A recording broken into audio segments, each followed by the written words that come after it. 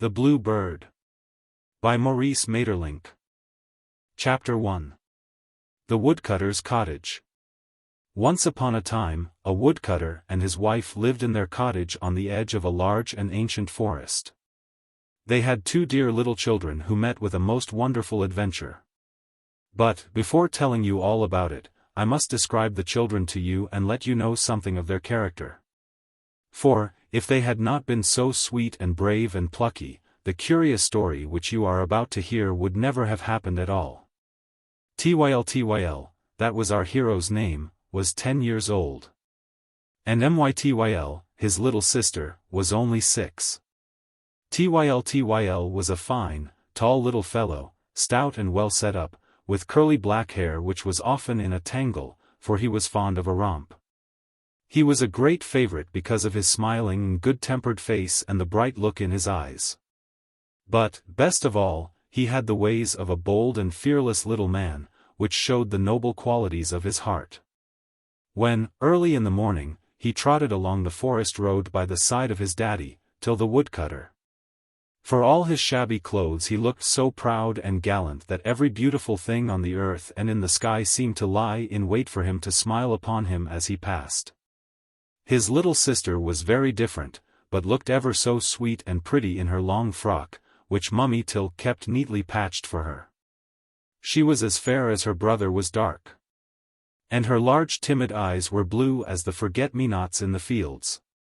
Anything was enough to frighten her and she would cry at the least thing.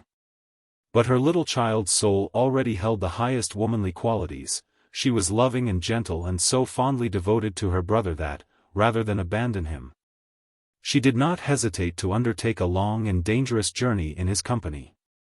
What happened and how our little hero and heroine went off into the world one night in search of happiness, that is the subject of my story. Daddy Tyl's cottage was the poorest of the countryside. And it seemed even more wretched because it stood opposite a splendid hall in which rich children lived.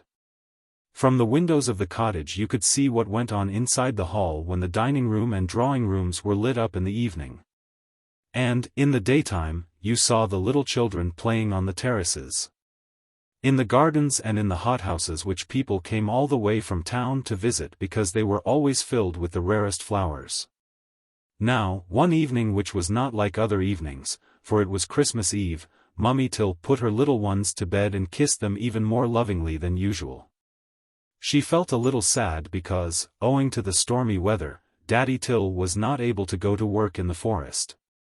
And so she had no money to buy presents with which to fill Tyltyl and Mytyl's stockings.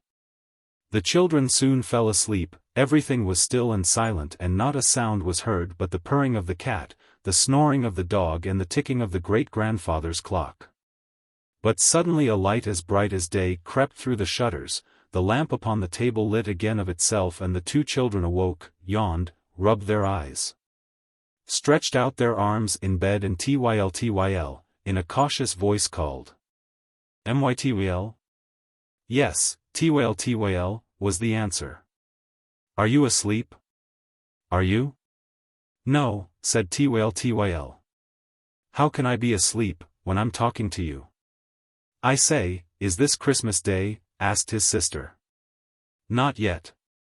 Not till tomorrow. But Father Christmas won't bring us anything this year. Why not? I heard Mummy say that she couldn't go to town to tell him. But he will come next year. Is next year far off? A good long while, said the boy. But he will come to the rich children tonight. Really? Hello, cried Tyltyl of a sudden. Mummy's forgotten to put out the lamp. I've an idea. What? Let's get up. But we mustn't, said Mytyl, who always remembered. Why, there's no one about. Do you see the shutters? Oh, how bright they are. It's the lights of the party, said Tyltyl. What party? The rich children opposite. It's the Christmas tree. Let's open the shutters. Can we? Asked Mytyl, timidly. Of course we can, there's no one to stop us. Do you hear the music? Let us get up. The two children jumped out of bed, ran to the window, climbed on the stool in front of it and threw back the shutters. A bright light filled the room. And the children looked out eagerly. "We can see everything," said Tyl. "I can't," said poor little Mytyl, who could hardly find room on the stool. "It's snowing," said Tyl. "There are 2 carriages, with 6 horses each." "There are 12 little boys getting out," said Mytyl, who was doing her best to peep out of the window. "Don't be silly. They're little girls. They've got knickerbockers on. Do be quiet. And look. What are those gold things there, hanging from the branches?" "Why, toys, to be sure," said Tyl. "Swords, guns, soldiers, cannons. And what's that, all round the table? Cakes and fruit and cream tarts." "Oh, how pretty the children are," cried Mytyl, clapping her hands. "And how they're laughing and laughing," answered Tyl. "And the little ones dancing." "Yes, yes, let's dance too," shouted Tyl.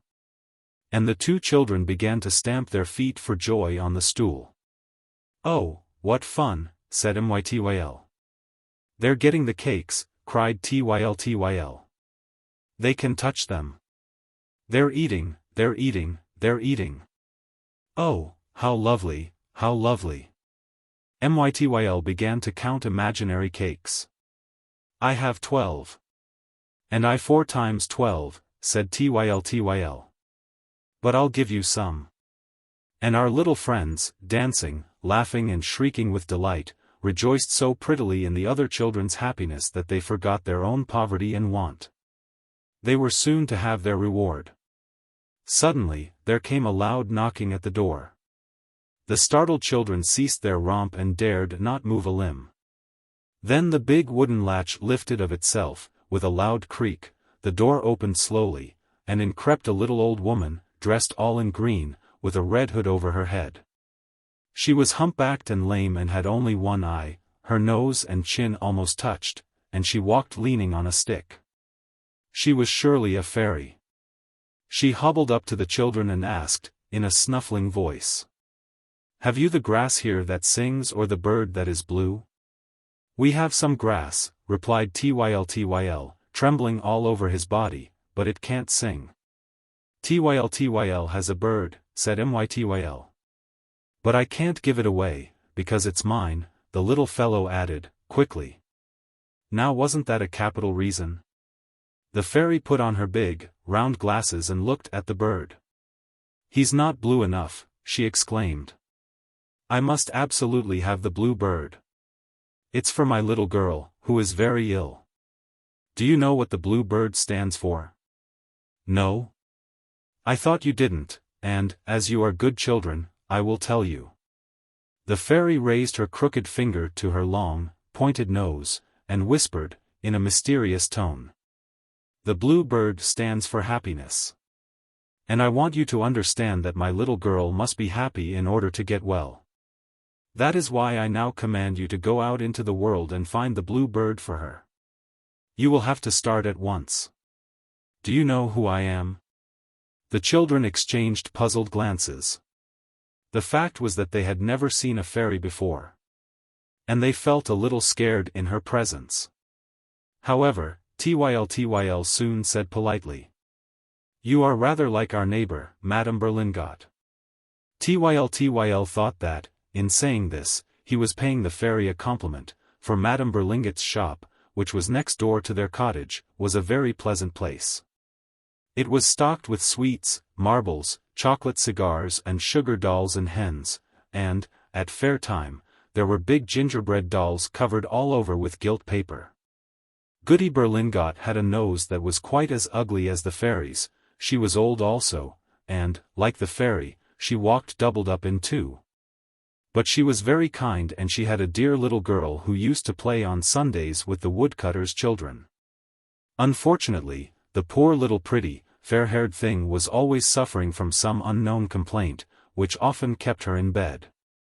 When this happened, she used to beg and pray for Tyltyl's dove to play with, but Tyltyl was so fond of the bird that he would not give it to her. All this, thought the little boy, was very like that which the fairy told him, and that was why he called her Berlingot. Much to his surprise, the fairy turned crimson with rage. It was a hobby of hers to be like nobody, because she was a fairy and able to change her appearance, from one moment to the next, as she pleased. That evening, she happened to be ugly and old and humpbacked, she had lost one of her eyes, and 2 lean wisps of grey hair hung over her shoulders. "What do I look like?" she asked Tyltyl. "Am I pretty or ugly? Old or young?" Her reason for asking these questions was to try the kindness of the little boy. He turned away his head and dared not say what he thought of her looks. Then she cried, "I am the fairy Berylune." "Oh, that's all right," answered Tyltyl, who, by this time, was shaking in every limb. This satisfied the fairy. And, as the children were still in their nightshirts, she told them to get dressed. She herself helped Mytyl and, while she did so, asked, "Where are your father and mother?" "In there," said Tyltyl, pointing to the door on the right. "They're asleep." "And your granddad and granny?" "They're dead." "And your little brothers and sisters? Have you any?" "Oh, yes, 3 little brothers," said Tyltyl. "And 4 little sisters," added Mytyl. "Where are they?" asked the fairy. "They are dead, too," answered Tyltyl. "Would you like to see them again?" "Oh, yes. At once. Show them to us."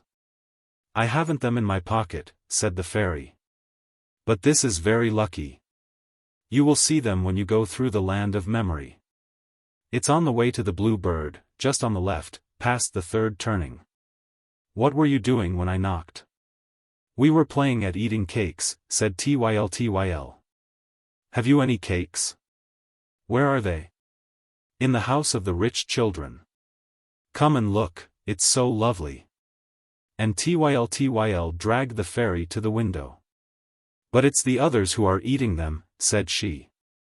"Yes, but we can see them eat," said Tyltyl. "Aren't you cross with them?" "What for?" "For eating all the cakes. I think it's very wrong of them not to give you any." "Not at all, they're rich. I say, isn't it beautiful over there?" "It's just the same here, only you can't see." "Yes, I can," said Tyltyl. "I have very good eyes. I can see the time on the church clock, and Daddy can't." The fairy suddenly grew angry. "I tell you that you can't see," she said. And she grew angrier and angrier. As though it mattered about seeing the time on the church clock. Of course, the little boy was not blind.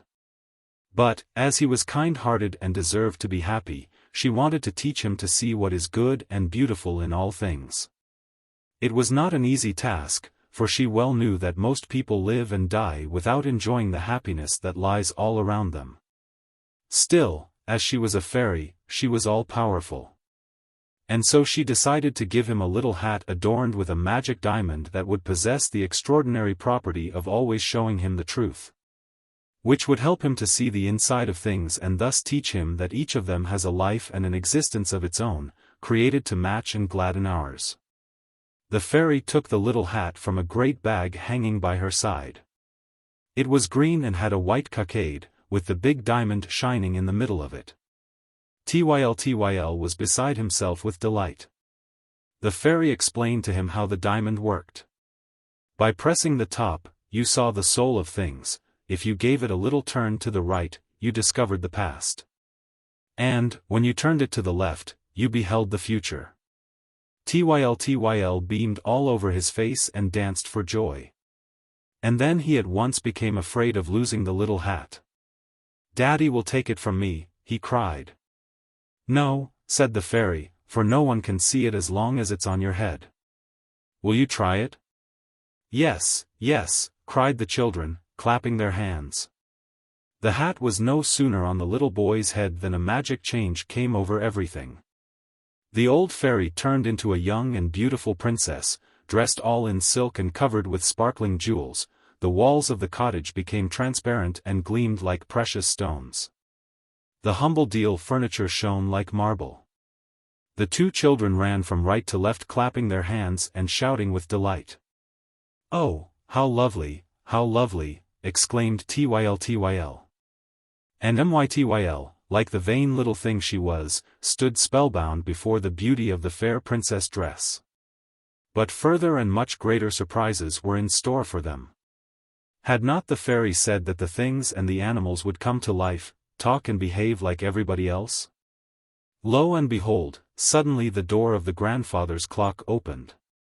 The silence was filled with the sweetest music, and 12 little daintily dressed and laughing dancers began to skip and spin all around the children. "They are the hours of your life," said the fairy. "May I dance with them?" asked Tyl, gazing with admiration at those pretty creatures, who seemed to skim over the floor like birds. But just then he burst into a wild fit of laughter. Who was that funny fat fellow, all out of breath and covered with flour, who came struggling out of the bread pan and bowing to the children? It was Bread. Bread himself, taking advantage of the reign of liberty to go for a little walk on earth. He looked like a stout, comical old gentleman, his face was puffed out with dough. And his large hands, at the end of his thick arms, were not able to meet, when he laid them on his great, round stomach. He was dressed in a tight-fitting crust-colored suit, with stripes across the chest like those on the nice buttered rolls which we have for breakfast in the morning. On his head, just think of it. He wore an enormous bun, which made a funny sort of turban. He had hardly tumbled out of his pan, when other loaves just like him, but smaller, followed after and began to frisk about with the hours. Without giving a thought to the flour which they scattered over those pretty ladies and which wrapped them in great white clouds. It was a queer and charming dance, and the children were delighted. The hours waltzed with the loaves. The plates, joining in the fun, hopped up and down on the dresser, at the risk of falling off and smashing to pieces. The glasses in the cupboard clinked together, to drink the health of one and all. As to the forks, they chattered so loudly with the knives that you could not hear yourself speak for the noise. There is no knowing what would have happened if the din had lasted much longer. Daddy and Mummy Tyl would certainly have waked up. Fortunately, when the romp was at its height, an enormous flame darted out of the chimney and filled the room with a great red glow, as though the house were on fire. Everybody bolted into the corners in dismay, while Tyl and Mytyl, sobbing with fright, hid their heads under the good fairy's cloak. "Don't be afraid," she said. "It's only Fire, who has come to join in your fun. He is a good sort, but you had better not touch him, for he has a hot temper." Peeping anxiously through the beautiful gold lace that edged the fairy's cloak, the children saw a tall, red fellow looking at them and laughing at their fears. He was dressed in scarlet tights and spangles, from his shoulders hung silk scarves that were just like flames when he waved them with his long arms. And his hair stood up on his head in straight, flaring locks. He started flinging out his arms and legs and jumping round the room like a madman. Tyl, though feeling a little easier, dared not yet leave his refuge. Then the fairy Beryllun had a capital idea. She pointed her wand at the tap. And at once there appeared a young girl who wept like a regular fountain. It was Water. She was very pretty, but she looked extremely sad. And she sang so sweetly that it was like the rippling of a spring. Her long hair, which fell to her feet, might have been made of seaweed. She had nothing on but her bedgown. But the water that streamed over her clothed her in shimmering colors. She hesitated at first and gave a glance around her. Then, catching sight of Fire still whirling about like a great madcap, she made an angry and indignant rush at him, spraying his face, splashing and wetting him with all her might. Fire flew into a rage and began to smoke. Nevertheless, as he found himself suddenly thwarted by his old enemy, he thought it wiser to retire to a corner. Water also beat a retreat. And it seemed as though peace would be restored once more. The two children, at last recovering from their alarm, were asking the fairy what was going to happen next, when a startling noise of breaking crockery made them look round towards the table. What a surprise! The milk jug lay on the floor, smashed into 1,000 fragments, and from the pieces rose a charming lady, who gave little screams of terror and clasped her hands and turned up her eyes with a beseeching glance. Tyl hastened to console her, for he at once knew that she was milk, and, as he was very fond of her, he gave her a good kiss. She was as fresh and pretty as a little dairymaid. And a delicious scent of hay came from her white frock all covered with cream. Meanwhile, Mytyl was watching the sugar loaf, which also seemed to be coming to life. Packed in its blue paper wrapper, on a shelf near the door, it was swaying from left to right and from right to left without any result. But at last a long thin arm was seen to come out, followed by a peaked head, which split the paper, and by another arm and 2 long legs that seemed never to end. Oh, you should have seen how funny Sugar looked, so funny, indeed, that the children could not help laughing in his face. And yet they would have liked to be civil to him, for they heard the fairy introducing him in these words. This, Tyl, is the soul of Sugar. His pockets are crammed with sugar and each of his fingers is a sugar stick. How wonderful to have a friend all made of sugar, off whom you can bite a piece whenever you feel inclined. Bow, wow, wow. Good morning. Good morning, my little god. At last we can talk. Bark and wag my tail as I might, you never understood. I love you. I love you. Who can this extraordinary person be, who jostles everybody and fills the house with his noisy gaiety? We know him at once. It is Tyltyl, the good dog who tries his hardest to understand mankind, the good-natured animal who goes with the children to the forest, the faithful guardian who protects the door. The staunch friend who is ever true and ever loyal. Here he comes walking on his hind paws, as on a pair of legs too short for him, and beating the air with the 2 others, making gestures like a clumsy little man. He has not changed, he still has his smooth, mustard-colored coat and his jolly bulldog head, with the black muzzle, but he is much bigger and then he talks. He talks as fast as he can, as though he wanted in one moment to avenge his whole race, which has been doomed to silence for centuries. He talks of everything, now that he is at last able to explain himself, and it is a pretty sight to see him kissing his little master and mistress and calling them his little gods. He sits up, he jumps about the room, knocking against the furniture, upsetting Mytyl with his big soft paws, lolling his tongue, wagging his tail and puffing and panting as though he were out hunting. We at once see his simple, generous nature. Persuaded of his own importance, he fancies that he alone is indispensable in the new world of things. After making all the fuss he wanted of the children, he started going the round of the company, distributing the attentions which he thought that none could do without. His joy, now set free, found vent without restraint.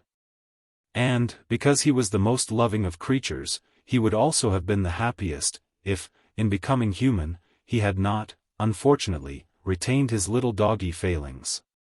He was jealous.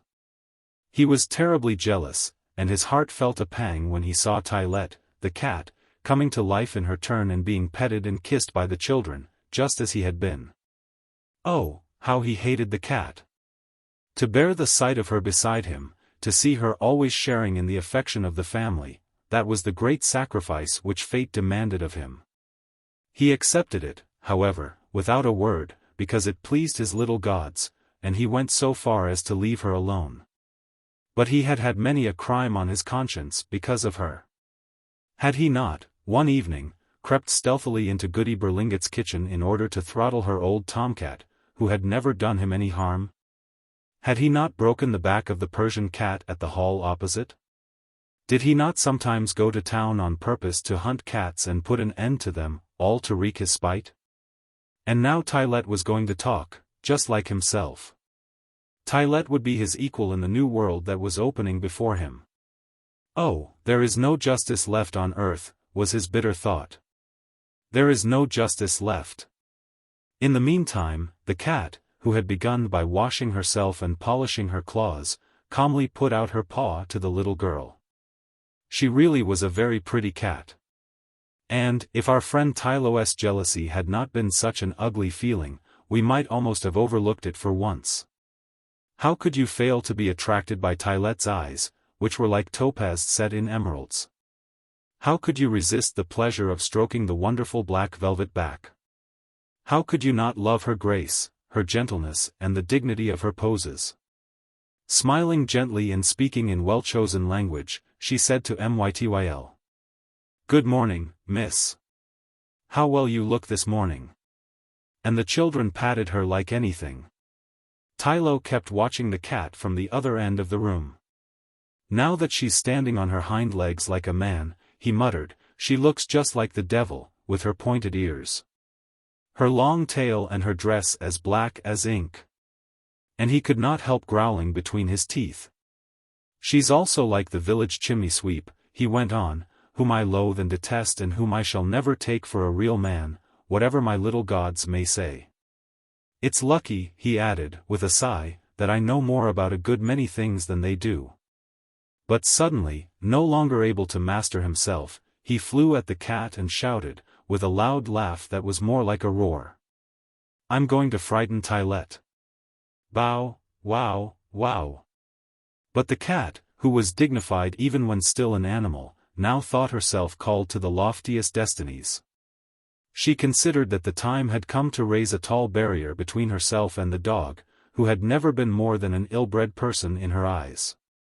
And, stepping back in disdain, she just said, "Sir, I don't know you." Tyltyl gave a bound under the insult, whereupon the cat bristled up, twisting her whiskers under her little pink nose, for she was very proud of those two pale blotches which gave a special touch to her dark beauty. And then, arching her back and sticking up her tail, she hissed out, "FFT! FFT!" and stood stock-still on the chest of drawers, like a dragon on the lid of a Chinese vase. Tyl and Mytyl screamed with laughter, but the quarrel would certainly have had a bad ending if, at that moment, a great thing had not happened. At 11 o'clock in the evening, in the middle of that winter's night, a great light, the light of the noonday sun, glowing and dazzling, burst into the cottage. "Hullo, there's daylight," said the little boy, who no longer knew what to make of things. "What will Daddy say?" But, before the fairy had time to set him right, Tyl understood. And, full of wonderment, he knelt before the latest vision that bewitched his eyes. At the window, in the center of a great halo of sunshine, there rose slowly, like a tall golden sheaf, a maiden of surpassing loveliness. Gleaming veils covered her figure without hiding its beauty. Her bare arms, stretched in the attitude of giving, seemed transparent, and her great clear eyes wrapped all upon whom they fell in a fond embrace. "It's the Queen," said Tyl. "It's a fairy princess," cried Mytyl, kneeling beside her brother. "No, my children," said the fairy. "It is Light." Smiling, Light stepped towards the two little ones. She, the light of heaven, the strength and beauty of the earth, was proud of the humble mission entrusted to her. She, never before held captive, living in space and bestowing her bounty upon all alike, consented to be confined, for a brief spell, within a human shape, so as to lead the children out into the world and teach them to know that other light, the light of the mind, which we never see, but which helps us to see all things that are. "It is Light," exclaimed the things and the animals, and, as they all loved her, they began to dance around her with cries of pleasure. Tyl and Mytyl capered with joy. Never had they pictured so amusing and so pretty a party, and they shouted louder than all the rest. Then what was bound to happen came. Suddenly, 3 knocks were heard against the wall, loud enough to throw the house down. It was Daddy Tyl, who had been waked up by the din and who was now threatening to come and put a stop to it. "Turn the diamond," cried the fairy to Tyl. Our hero hastened to obey, but he had not the knack of it yet, besides, his hand shook at the thought that his father was coming. In fact, he was so awkward that he nearly broke the works. "Not so quick, not so quick," said the fairy. "Oh dear, you've turned it too briskly, they will not have time to resume their places and we shall have a lot of bother." There was a general stampede. The walls of the cottage lost their splendor. All ran hither and thither, to return to their proper shape. Fire could not find his chimney, Water ran about looking for her tap. Sugar stood moaning in front of his torn wrapper. And Bread, the biggest of the loaves, was unable to squeeze into his pan, in which the other loaves had jumped higgledy-piggledy, taking up all the room. As for the dog, he had grown too large for the hole in his kennel, and the cat also could not get into her basket. The Hours alone, who were accustomed always to run faster than man wished, had slipped back into the clock without delay. Light stood motionless and unruffled, vainly setting an example of calmness to the others, who were all weeping and wailing around the fairy. "What is going to happen?" they asked. "Is there any danger?" "Well," said the fairy, "I am bound to tell you the truth, all those who accompany the two children will die at the end of the journey." They began to cry like anything, all except the dog, who was delighted at remaining human as long as possible and who had already taken his stand next to Light, so as to be sure of going in front of his little master and mistress. At that moment, there came a knocking even more dreadful than before. "There's Daddy again," said Tyl. "He's getting up, this time, I can hear him walking." "You see," said the fairy, "you have no choice now, it is too late, you must all start with us. But you, Fire, don't come near anybody, you, Dog, don't tease the cat. You, Water, try not to run all over the place, and you, Sugar, stop crying, unless you want to melt. Bread shall carry the cage in which to put the blue bird. And you shall all come to my house, where I will dress the animals and the things properly.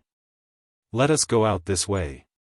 As she spoke, she pointed her wand at the window, which lengthened magically downwards, like a door. They all went out on tiptoe, after which the window resumed its usual shape. And so it came about that, on Christmas night, in the clear light of the moon, while the bells rang out lustily, proclaiming the birth of Jesus, Tyl and Mytyl went in search of the blue bird that was to bring them happiness. How do you find this book? Any thoughts about the book or the author? Any suggestion for improvement? Please take a moment to share your thoughts in a comment.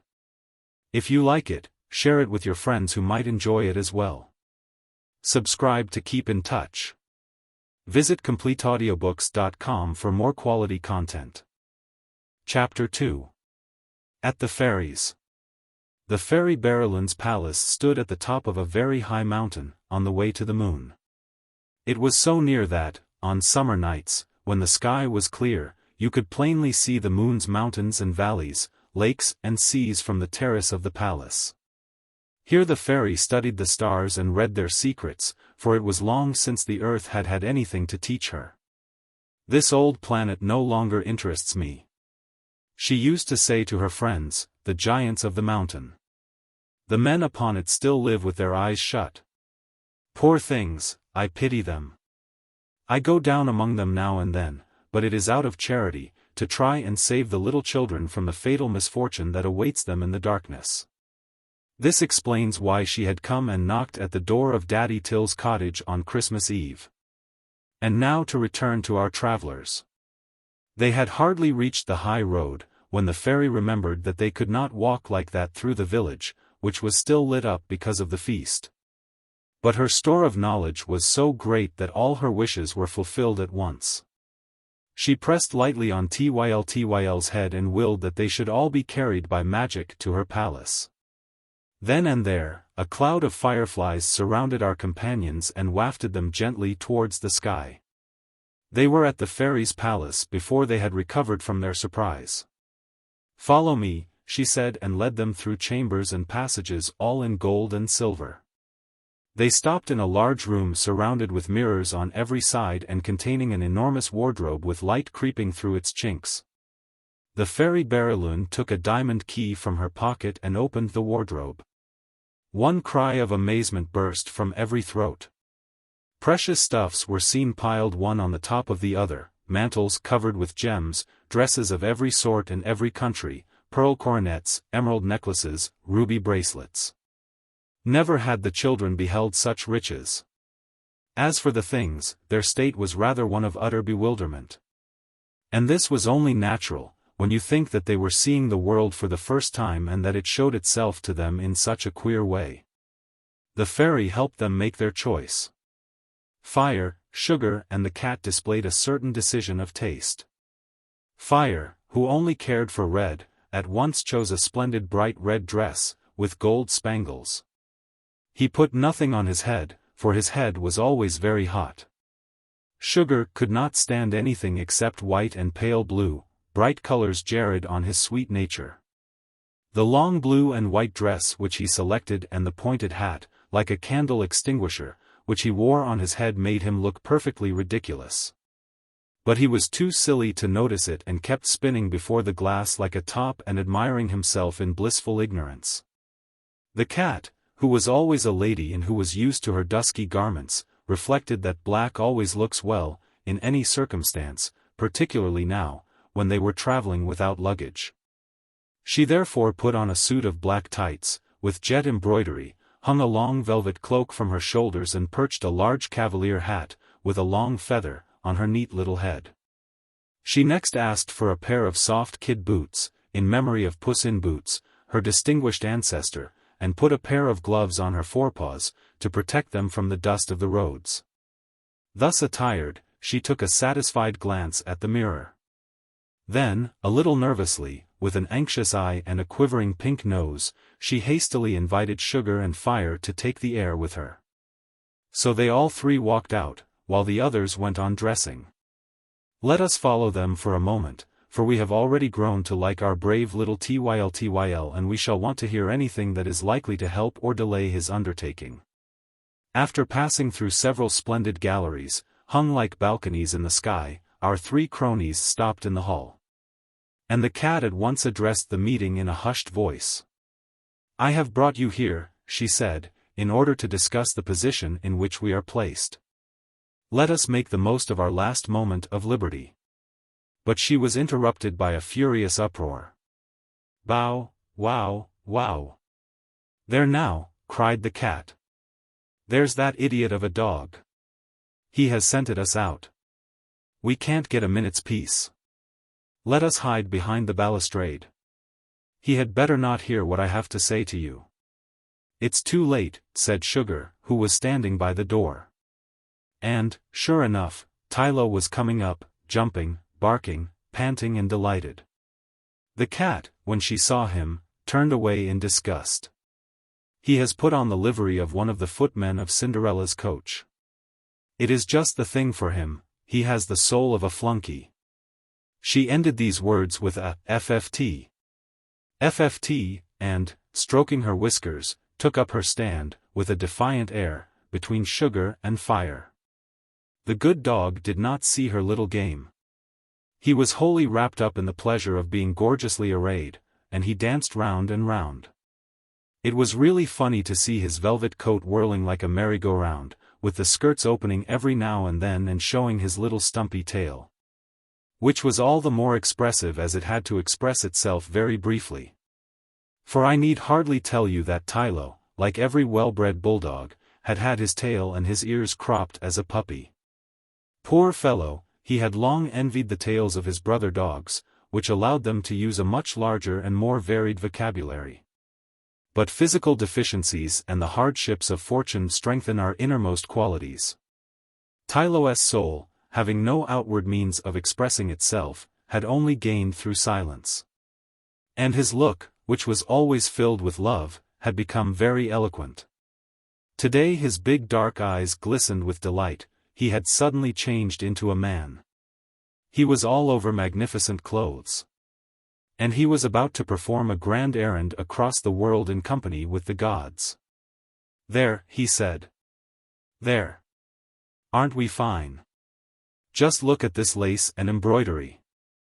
It's real gold and no mistake." He did not see that the others were laughing at him, for, to tell the truth, he did look very comical, but, like all simple creatures, he had no sense of humor. He was so proud of his natural garment of yellow hair that he had put on no waistcoat, in order that no one might have a doubt as to where he sprang from. For the same reason, he had kept his collar, with his address on it. A big red velvet coat, heavily braided with gold lace, reached to his knees. And the large pockets on either side would enable him, he thought, always to carry a few provisions, for Tyltyl was very greedy. On his left ear, he wore a little round cap with an osprey feather in it, and he kept it on his big square head by means of an elastic which cut his fat, loose cheeks in two. His other ear remained free. Cropped close to his head in the shape of a little paper screw bag, this ear was the watchful receiver into which all the sounds of life fell, like pebbles disturbing its rest.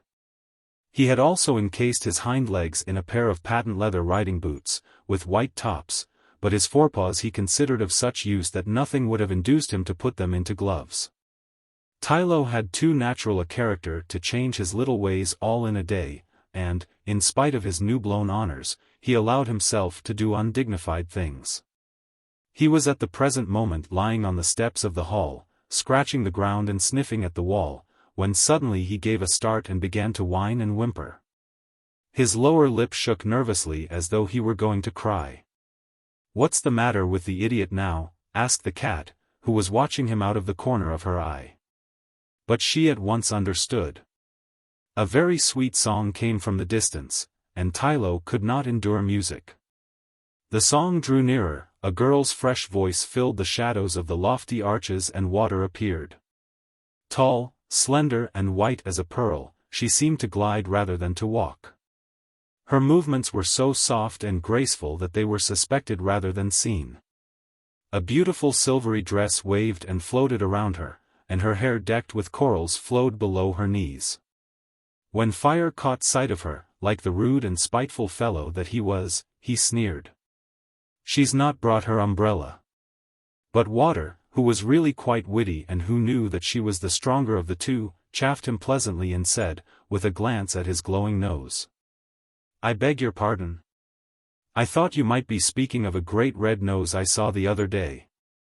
The others began to laugh and poke fun at Fire, whose face was always like a red-hot coal.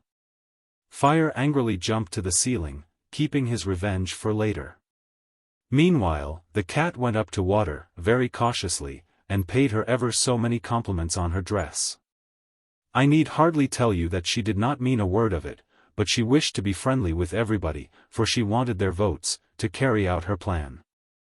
And she was anxious at not seeing Bread, because she did not want to speak before the meeting was complete.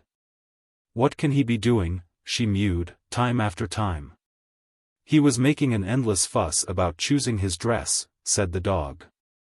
At last, he decided in favor of a Turkish robe, with a scimitar and a turban.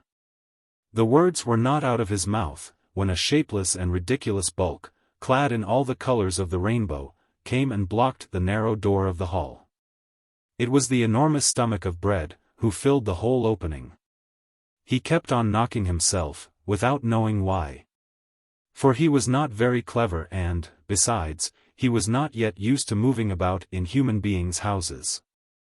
At last, it occurred to him to stoop. And, by squeezing through sideways, he managed to make his way into the hall. It was certainly not a triumphal entry, but he was pleased with it all the same. "Here I am," he said. "Here I am. I have put on Bluebeard's finest dress. What do you think of this?" The dog began to frisk around him. He thought Bread magnificent. That yellow velvet costume, covered all over with silver crescents, reminded Tyltyl of the delicious horseshoe rolls which he loved. And the huge, gaudy turban on Bread's head was really very like a fairy bun. "How nice he looks," he cried. "How nice he looks." Bread was shyly followed by Milk. Her simple mind had made her prefer her cream dress to all the finery which the fairy suggested to her. She was really a model of humility. Bread was beginning to talk about the dresses of Tyl, Light and Mytyl, when the cat cut him short in a masterful voice. "We shall see them in good time," she said. "Stop chattering, listen to me, time presses, our future is at stake." They all looked at her with a bewildered air. They understood that it was a solemn moment, but the human language was still full of mystery to them. Sugar wriggled his long fingers as a sign of distress, Bread patted his huge stomach. Water lay on the floor and seemed to suffer from the most profound despair, and Milk only had eyes for Bread, who had been her friend for ages and ages. The cat, becoming impatient, continued her speech. "The fairy has just said it, the end of this journey will, at the same time, mark the end of our lives.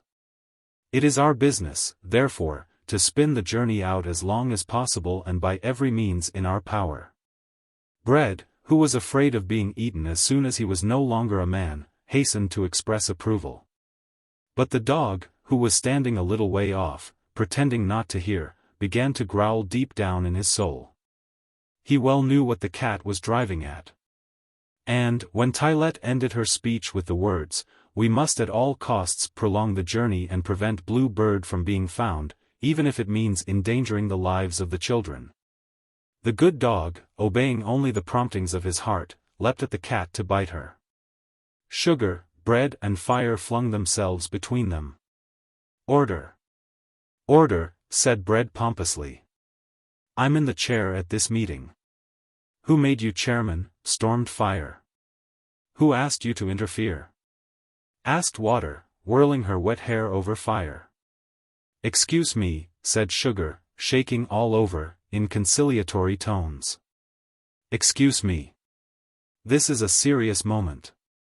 Let us talk things over in a friendly way." "I quite agree with Sugar and the cat," said Bread, as though that ended the matter.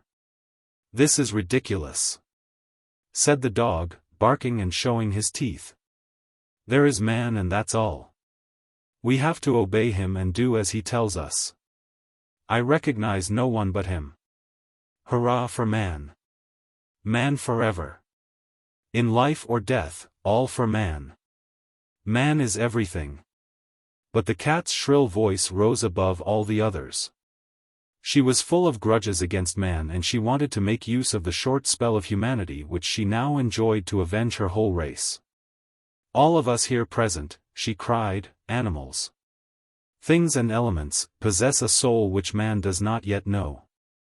That is why we retain a remnant of independence, but, if he finds the Blue Bird, he will know all, he will see all and we shall be completely at his mercy. Remember the time when we wandered at liberty upon the face of the earth," but, suddenly her face changed, her voice sank to a whisper and she hissed, "Look out! I hear the fairy and Light coming. I need hardly tell you that Light has taken sides with Man and means to stand by him, she is our worst enemy. Be careful." But our friends had had no practice in trickery and, feeling themselves in the wrong, took up such ridiculous and uncomfortable attitudes that the fairy, the moment she appeared upon the threshold, exclaimed, "What are you doing in that corner? You look like a pack of conspirators." Quite scared and thinking that the fairy had already guessed their wicked intentions, they fell upon their knees before her. Luckily for them, the fairy hardly gave a thought to what was passing through their little minds. She had come to explain the first part of the journey to the children and to tell each of the others what to do. Tyl and Mytyl stood hand in hand in front of her, looking a little frightened and a little awkward in their fine clothes. They stared at each other in childish admiration. The little girl was wearing a yellow silk frock embroidered with pink posies and covered with gold spangles. On her head was a lovely orange velvet cap. And a starched muslin tucker covered her little arms. Tyl was dressed in a red jacket and blue knickerbockers, both of velvet, and of course he wore the wonderful little hat on his head. The fairy said to them, "It is just possible that the Blue Bird is hiding at your grandparents in the land of memory, so you will go there first." "But how shall we see them, if they are dead?" asked Tyl. Then the good fairy explained that they would not be really dead until their grandchildren ceased to think of them. "Men do not know this secret," she added. But, thanks to the diamond, you, Tyltyl, will see that the dead whom we remember live as happily as though they were not dead. Are you coming with us? Asked the boy, turning to Light, who stood in the doorway and lit up all the hall. No, said the fairy. Light must not look at the past. Her energies must be devoted to the future. The two children were starting on their way, when they discovered that they were very hungry. The fairy at once ordered bread to give them something to eat. And that big, fat fellow, delighted with the importance of his duty, undid the top of his robe, drew his scimitar and cut 2 slices out of his stomach. The children screamed with laughter. Tyltyl dropped his gloomy thoughts for a moment and begged for a bit of bread, and everybody struck up the farewell chorus. Sugar, who was very full of himself, also wanted to impress the company and, breaking off 2 of his fingers, handed them to the astonished children. As they were all moving towards the door, the fairy Berylune stopped them. Not today, she said. The children must go alone. It would be indiscreet to accompany them. They are going to spend the evening with their late family. Come, be off. Goodbye, dear children, and mind that you are back in good time, it is extremely important. The 2 children took each other by the hand and, carrying the big cage, passed out of the hall, and their companions, at a sign from the fairy, filed in front of her to return to the palace. Our friend Tyltyl was the only one who did not answer to his name. The moment he heard the fairy say that the children were to go alone, he had made up his mind to go and look after them, whatever happened. And, while the others were saying goodbye, he hid behind the door. But the poor fellow had reckoned without the all-seeing eyes of the fairy Berylune. Tyltyl, she cried. Tyltyl. Here. And the poor dog, who had so long been used to obey, dared not resist the command and came, with his tail between his legs, to take his place among the others. He howled with despair when he saw his little master and mistress swallowed up in the great gold staircase. Chapter 3. The Land of Memory. The fairy Berylune had told the children that the land of memory was not far off. But to reach it you had to go through a forest that was so dense and so old that your eyes could not see the tops of the trees. It was always shrouded in a heavy mist. And the children would certainly have lost their way, if the fairy had not said to them beforehand. It is straight ahead, and there is only one road. The ground was carpeted with flowers which were all alike, they were snow-white pansies and very pretty, but, as they never saw the sun, they had no scent. Those little flowers comforted the children, who felt extremely lonely. A great mysterious silence surrounded them. And they trembled a little with a very pleasant sense of fear which they had never felt before. Let's take Granny a bunch of flowers, said Mytyl. That's a good idea. She will be pleased. Cried Tyltyl. And, as they walked along, the children gathered a beautiful white nosegay. The dear little things did not know that every pansy, which means, thought, that they picked brought them nearer to their grandparents. And they soon saw before them a large oak with a notice board nailed to it. Here we are, cried the boy in triumph, as, climbing up on a root, he read. The Land of Memory. They had arrived. But they turned to every side without seeing a thing. I can see nothing at all, whimpered Mytyl. I'm cold. I'm tired. I don't want to travel any more. Tyltyl, who was wholly wrapped up in his errand, lost his temper. Come, don't keep on crying just like water. You ought to be ashamed of yourself, he said. There. Look. Look. The fog is lifting. And, sure enough, the mist parted before their eyes, like veils torn by an invisible hand. The big trees faded away, everything vanished and, instead, there appeared a pretty little peasant's cottage. Covered with creepers and standing in a little garden filled with flowers and with trees all over fruit. The children at once knew the dear cow in the orchard, the watchdog at the door, the blackbird in his wicker cage, and everything was steeped in a pale light and a warm and balmy air.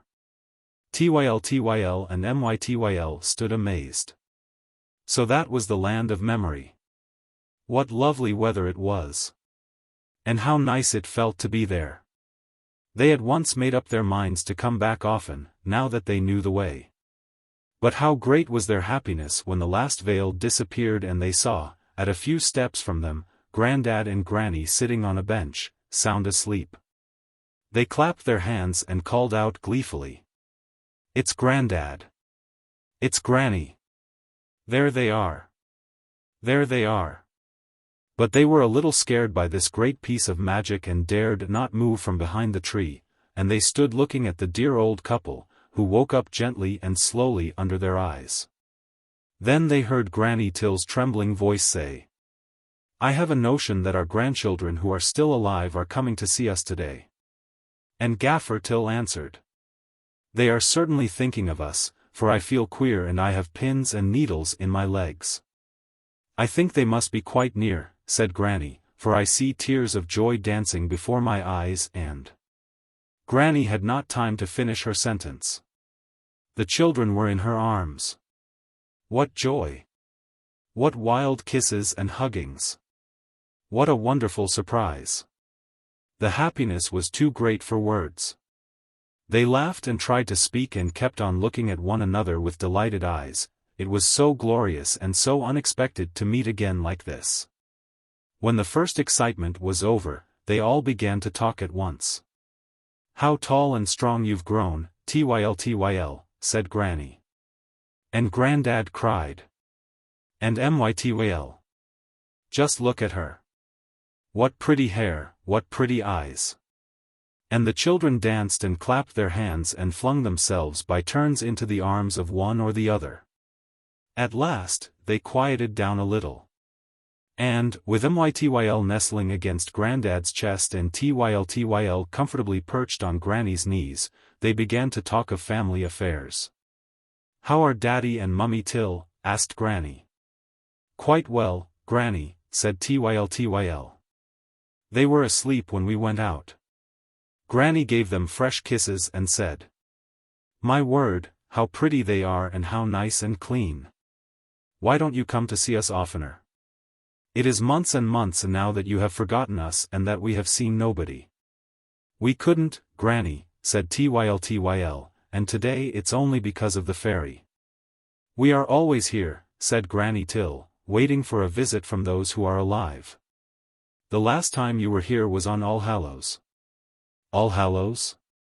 We didn't go out that day, for we both had colds. But you thought of us. And, every time you think of us, we wake up and see you again." Tyltyl remembered that the fairy had told him this. He had not thought it possible then. But now, with his head on the heart of the dear Granny whom he had missed so much, he began to understand things and he felt that his grandparents had not left him altogether. He asked, "So you are not really dead?" The old couple burst out laughing. When they exchanged their life on earth for another and a much nicer and more beautiful life, they had forgotten the word dead. "What does that word dead mean?" asked Gaffer Tyl. "Why, it means that one's no longer alive," said Tyltyl. Grandad and Granny only shrugged their shoulders. "How stupid the living are, when they speak of the others," was all they said. And they went over their memories again, rejoicing in being able to chat. All old people love discussing old times. The future is finished, as far as they are concerned. And so they delight in the present and the past. But we are growing impatient, like Tyltyl, and, instead of listening to them, we will follow our little friend's movements. He had jumped off Granny's knees and was poking about in every corner, delighted at finding all sorts of things which he knew and remembered. "Nothing is changed, everything is in its old place," he cried. And, as he had not been to the old people's home for so long, everything struck him as much nicer, and he added, in the voice of one who knows, "Only everything is prettier. Hullo, there's the clock with the big hand which I broke the point off and the hole which I made in the door, the day I found Grandad's gimlet." "Yes, you've done some damage in your time," said Grandad. And there's the plum tree which you were so fond of climbing, when I wasn't looking. Meantime, Tyl was not forgetting his errand. You haven't the blue bird here by chance, I suppose? At the same moment, Mytyl, lifting her head, saw a cage. Hello, there's the old blackbird. Does he still sing? As she spoke, the blackbird woke up and began to sing at the top of his voice. You see, said Granny, as soon as one thinks of him. Tyl was simply amazed at what he saw. But he's blue, he shouted. Why, that's the bird, the blue bird. He's blue, blue, blue as a blue glass marble. Will you give him to me? The grandparents gladly consented. And, full of triumph, Tyl went and fetched the cage which he had left by the tree. He took hold of the precious bird with the greatest of care, and it began to hop about in its new home. How pleased the fairy will be, said the boy, rejoicing at his conquest. And light too. Come along, said the grandparents. Come and look at the cow and the bees.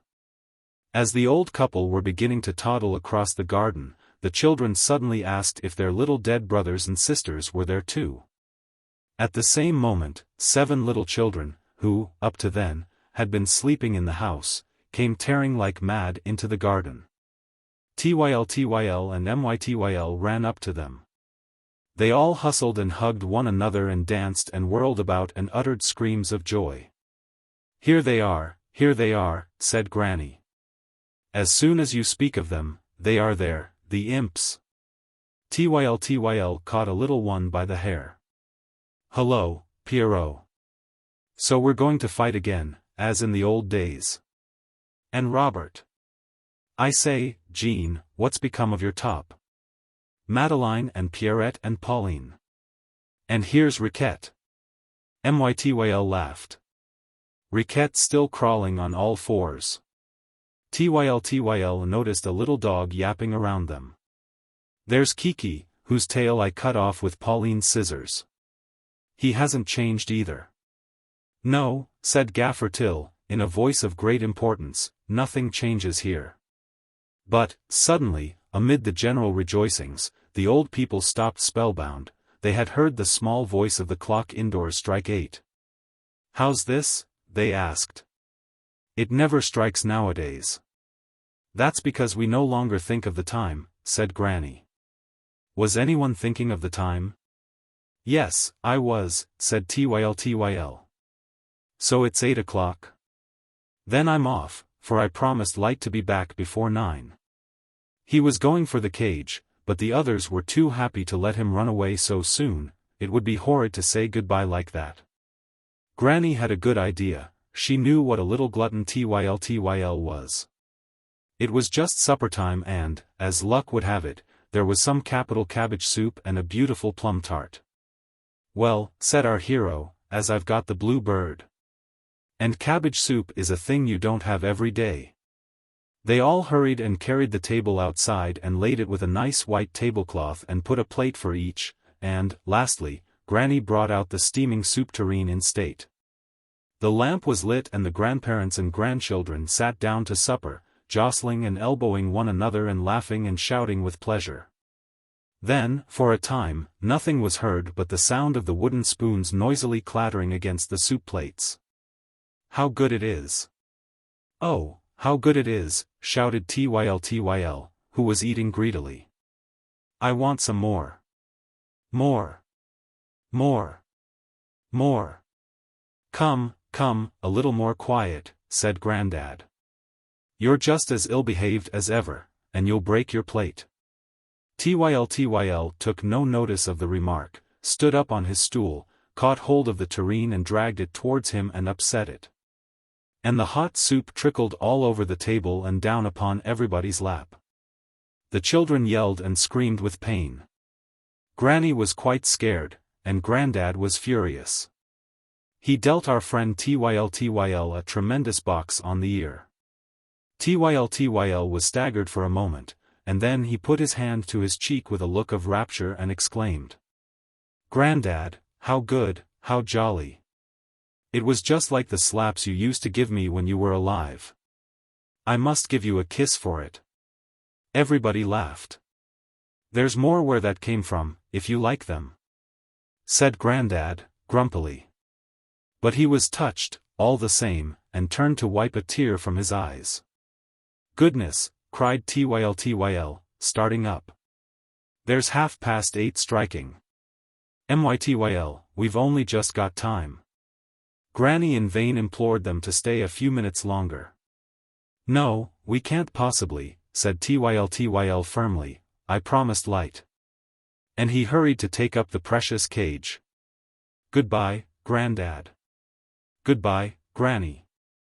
Goodbye, brothers and sisters, Pierrot, Robert, Pauline, Madeline, Riquette and you, too, Kiki. We can't stay.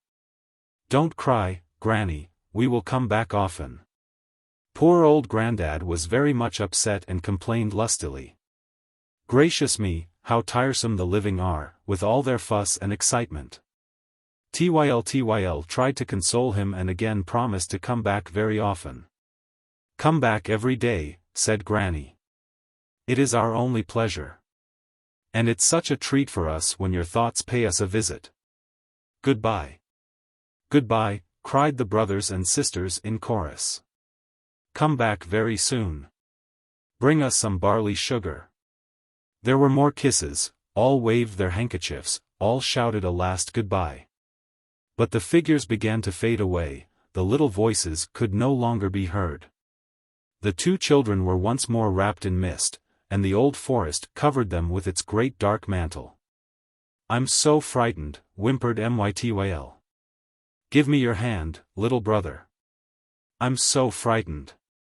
Tyl was shaking too, but it was his duty to try and comfort and console his sister. "Hush," he said.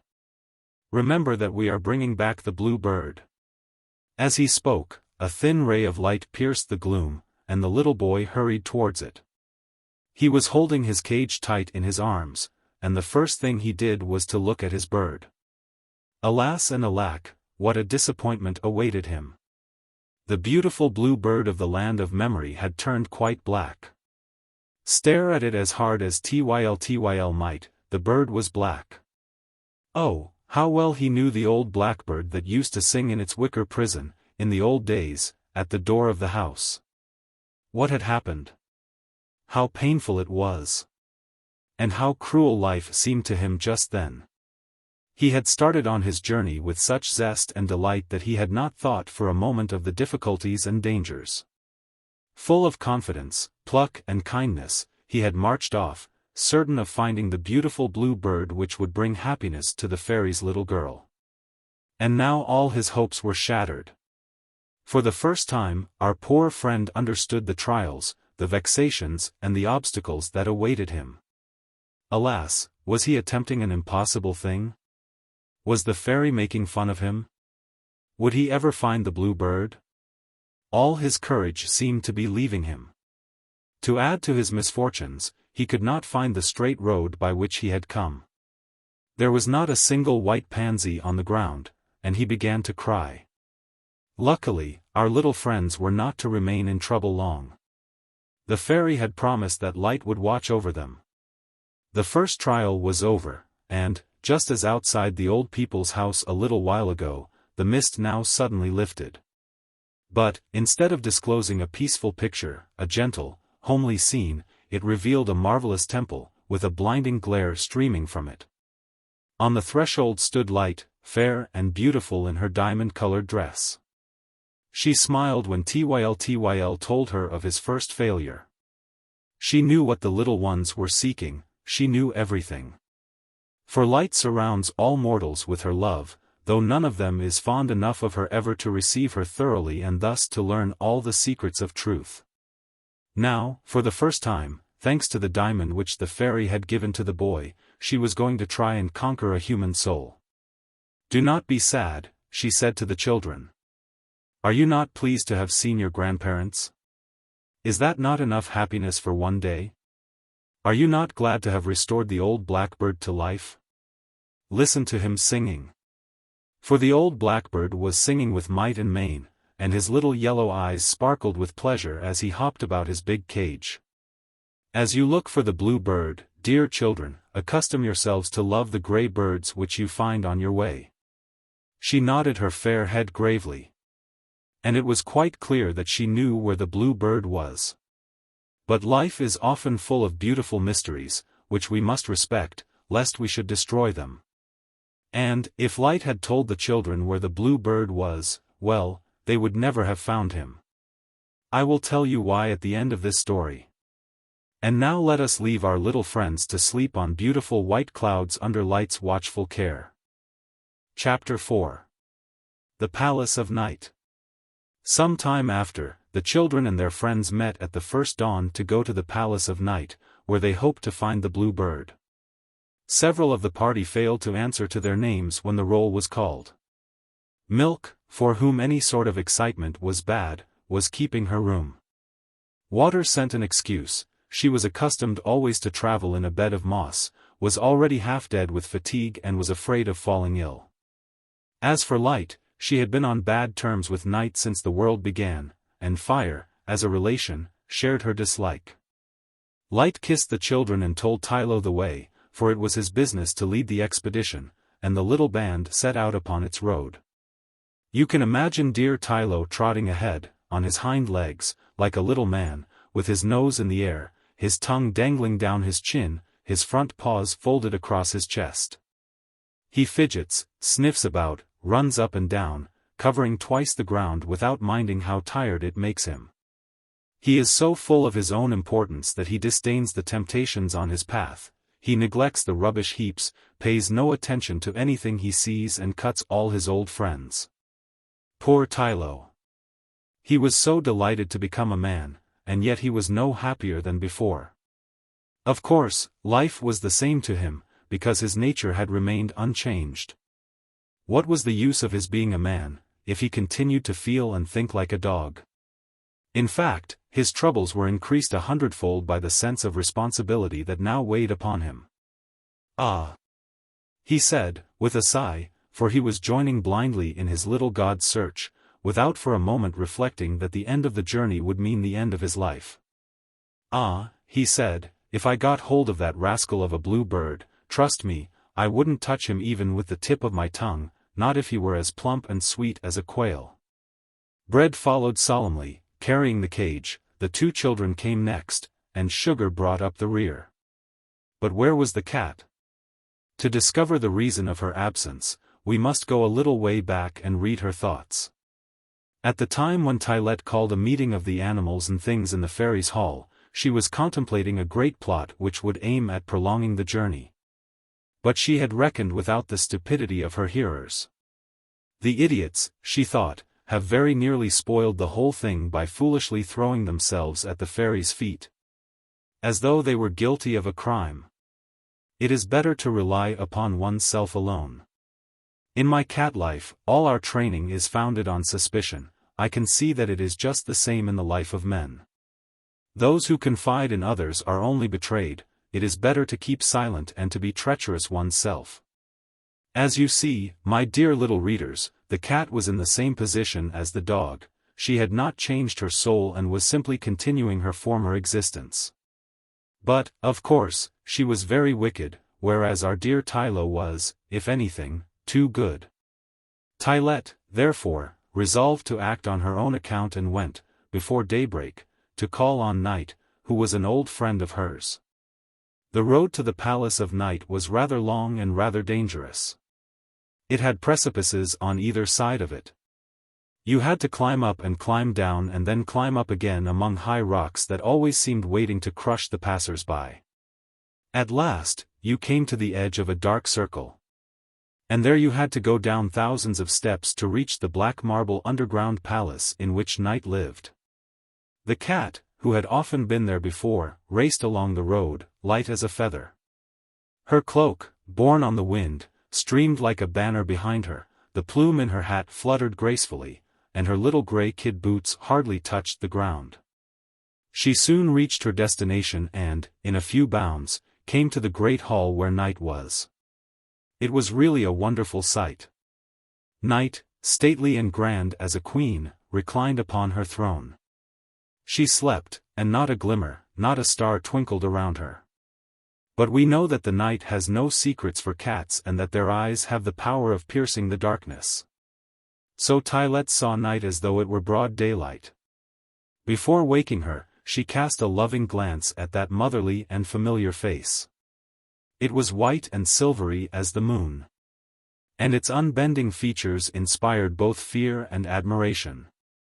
Night's figure, which was half visible through her long black veils, was as beautiful as that of a Greek statue. She had long arms and a pair of enormous wings, now furled in sleep, came from her shoulders to her feet and gave her a look of majesty beyond compare. Still, in spite of her affection for her best of friends, Tyltyl did not waste too much time in gazing at her. It was a critical moment, and time was short. Tired and jaded and overcome with anguish, she sank upon the steps of the throne and mewed, plaintively. "It is I, Mother Night. I am worn out." Night is of an anxious nature and easily alarmed. Her beauty, built up of peace and repose, possesses the secret of silence, which life is constantly disturbing, a star shooting through the sky, a leaf falling to the ground, the hoot of an owl. A mere nothing is enough to tear the black velvet pall which she spreads over the earth each evening. The cat, therefore, had not finished speaking, when Night sat up, all quivering. Her immense wings beat around her, and she questioned Tyltyl in a trembling voice. As soon as she had learned the danger that threatened her, she began to lament her fate. What? A man's son coming to her palace. And, perhaps, with the help of the magic diamond, discovering her secrets. What should she do? What would become of her? How could she defend herself? And, forgetting that she was sinning against silence, her own particular god, Night began to utter piercing screams. It was true that falling into such a commotion was hardly likely to help her find a cure for her troubles. Luckily for her, Tyltyl, who was accustomed to the annoyances and worries of human life, was better armed. She had worked out her plan when going ahead of the children. And she was hoping to persuade Night to adopt it. She explained this plan to her in a few words. "I see only one thing for it, Mother Night, as they are children. We must give them such a fright that they will not dare to insist on opening the great door at the back of the hall, behind which the birds of the moon live and generally the blue bird too. The secrets of the other caverns will be sure to scare them. The hope of our safety lies in the terror which you will make them feel." There was clearly no other course to take.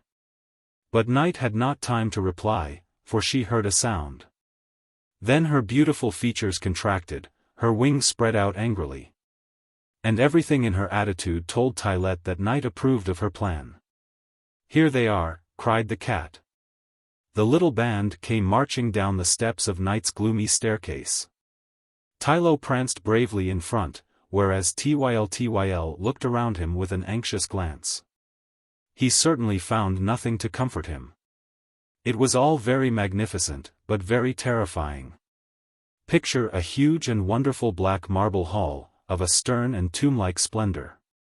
There is no ceiling visible, and the ebony pillars that surround the amphitheater shoot up to the sky. It is only when you lift your eyes up there that you catch the faint light falling from the stars. Everywhere, the thickest darkness reigns. Two restless flames, no more, flicker on either side of Night's throne, before a monumental door of brass. Bronze doors show through the pillars to the right and left. The cat rushed up to the children. "This way, little master, this way. I have told Night, and she is delighted to see you."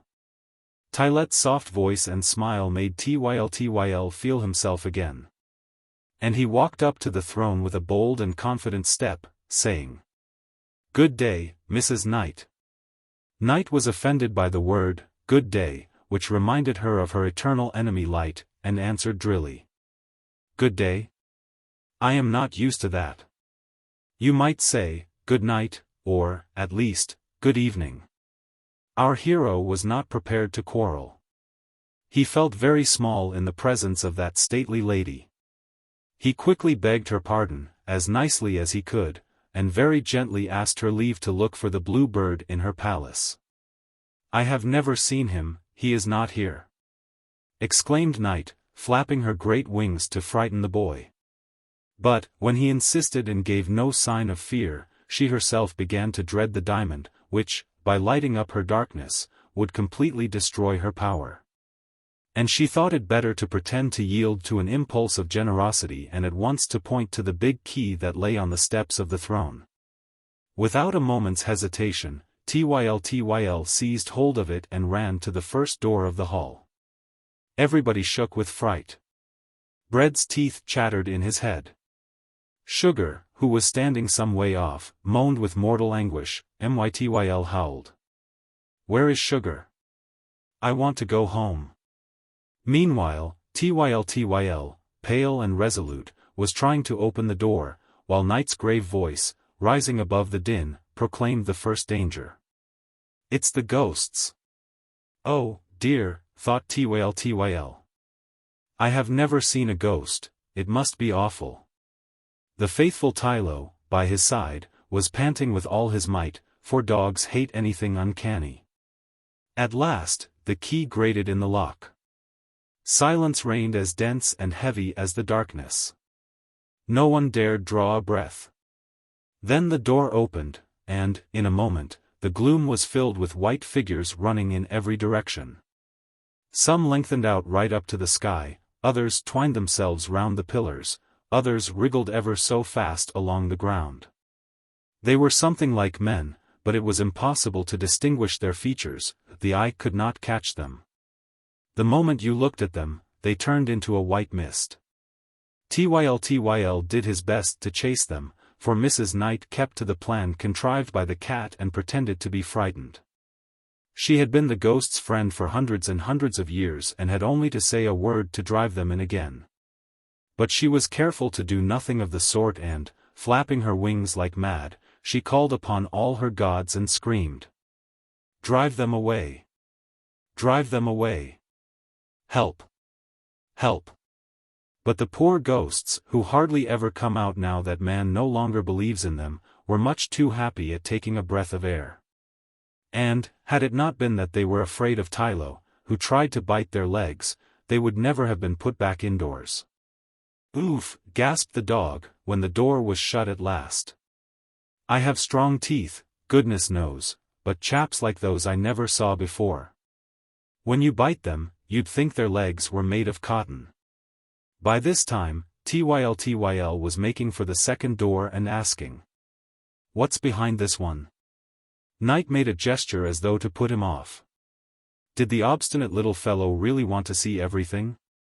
"Must I be careful when I open it?" asked Tyl. "No," said Night, "it is not worth while. It's the sicknesses. They are very quiet, the poor little things. Man, for some time, has been waging such war upon them. Open and see for yourself." Tyl threw the door wide open and stood speechless with astonishment. There was nothing to be seen. He was just about to close the door again, when he was hustled aside by a little body in a dressing gown and a cotton nightcap, who began to frisk about the hall. Wagging her head and stopping every minute to cough, sneeze, and blow her nose, and to pull on her slippers, which were too big for her and kept dropping off her feet. Sugar, Bread and Tyl were no longer frightened and began to laugh like anything. But they had no sooner come near the little person in the cotton nightcap than they themselves began to cough and sneeze. "It's the least important of the sicknesses," said Night. "It's cold in the head." Oh, dear," thought Sugar. "If my nose keeps on running like this, I'm done for, I shall melt." Poor Sugar. He did not know where to hide himself. He had become very much attached to life since the journey began, for he had fallen over head and ears in love with water. And yet this love caused him the greatest worry.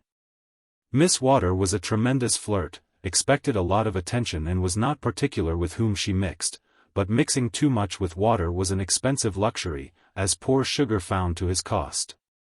For, at every kiss he gave her, he left a bit of himself behind, until he began to tremble for his life. When he suddenly found himself attacked by cold in the head, he would have had to fly from the palace, but for the timely aid of our dear Tyltyl, who ran after the little minx and drove her back to her cavern, amidst the laughter of Tyltyl and Mytyl, who thought gleefully that, so far, the trial had not been very terrible. The boy, therefore, ran to the next door with still greater courage. "Take care," cried Night, in a dreadful voice. "It's the wars. They are more powerful than ever. I daren't think what would happen, if one of them broke loose. Stand ready, all of you, to push back the door." Night had not finished uttering her warnings, when the plucky little fellow repented his rashness. He tried in vain to shut the door which he had opened. An invincible force was pushing it from the other side, streams of blood flowed through the cracks, flames shot forth. Shouts, oaths and groans mingled with the roar of cannon and the rattle of musketry. Everybody in the palace of Night was running about in wild confusion. Bread and Sugar tried to take to flight, but could not find the way out, and they now came back to Tyltyl and put their shoulders to the door with despairing force. The cat pretended to be anxious, while secretly rejoicing. "This may be the end of it," she said, curling her whiskers. "They won't dare to go on after this." Dear Tyltyl made superhuman efforts to help his little master, while Mytyl stood crying in a corner. At last, our hero gave a shout of triumph. "Hurrah! They're giving way! Victory! Victory! The door is shut!" At the same time, he dropped on the steps, utterly exhausted, dabbing his forehead with his poor little hands which shook with terror. "Well?" asked Night, harshly. "Have you had enough? Did you see them?" "Yes, yes," replied the little fellow, sobbing. "They are hideous and awful. I don't think they have the blue bird." "You may be sure they haven't," answered Night, angrily. "If they had, they would eat him at once. You see there is nothing to be done." Tyltyl drew himself up proudly. "I must see everything," he declared. Light said so. "It's an easy thing to say," retorted Night, "when one's afraid and stays at home." "Let us go to the next door," said Tyltyl, resolutely. "What's in here?" "This is where I keep the shades and the terrors." Tyltyl reflected for a minute.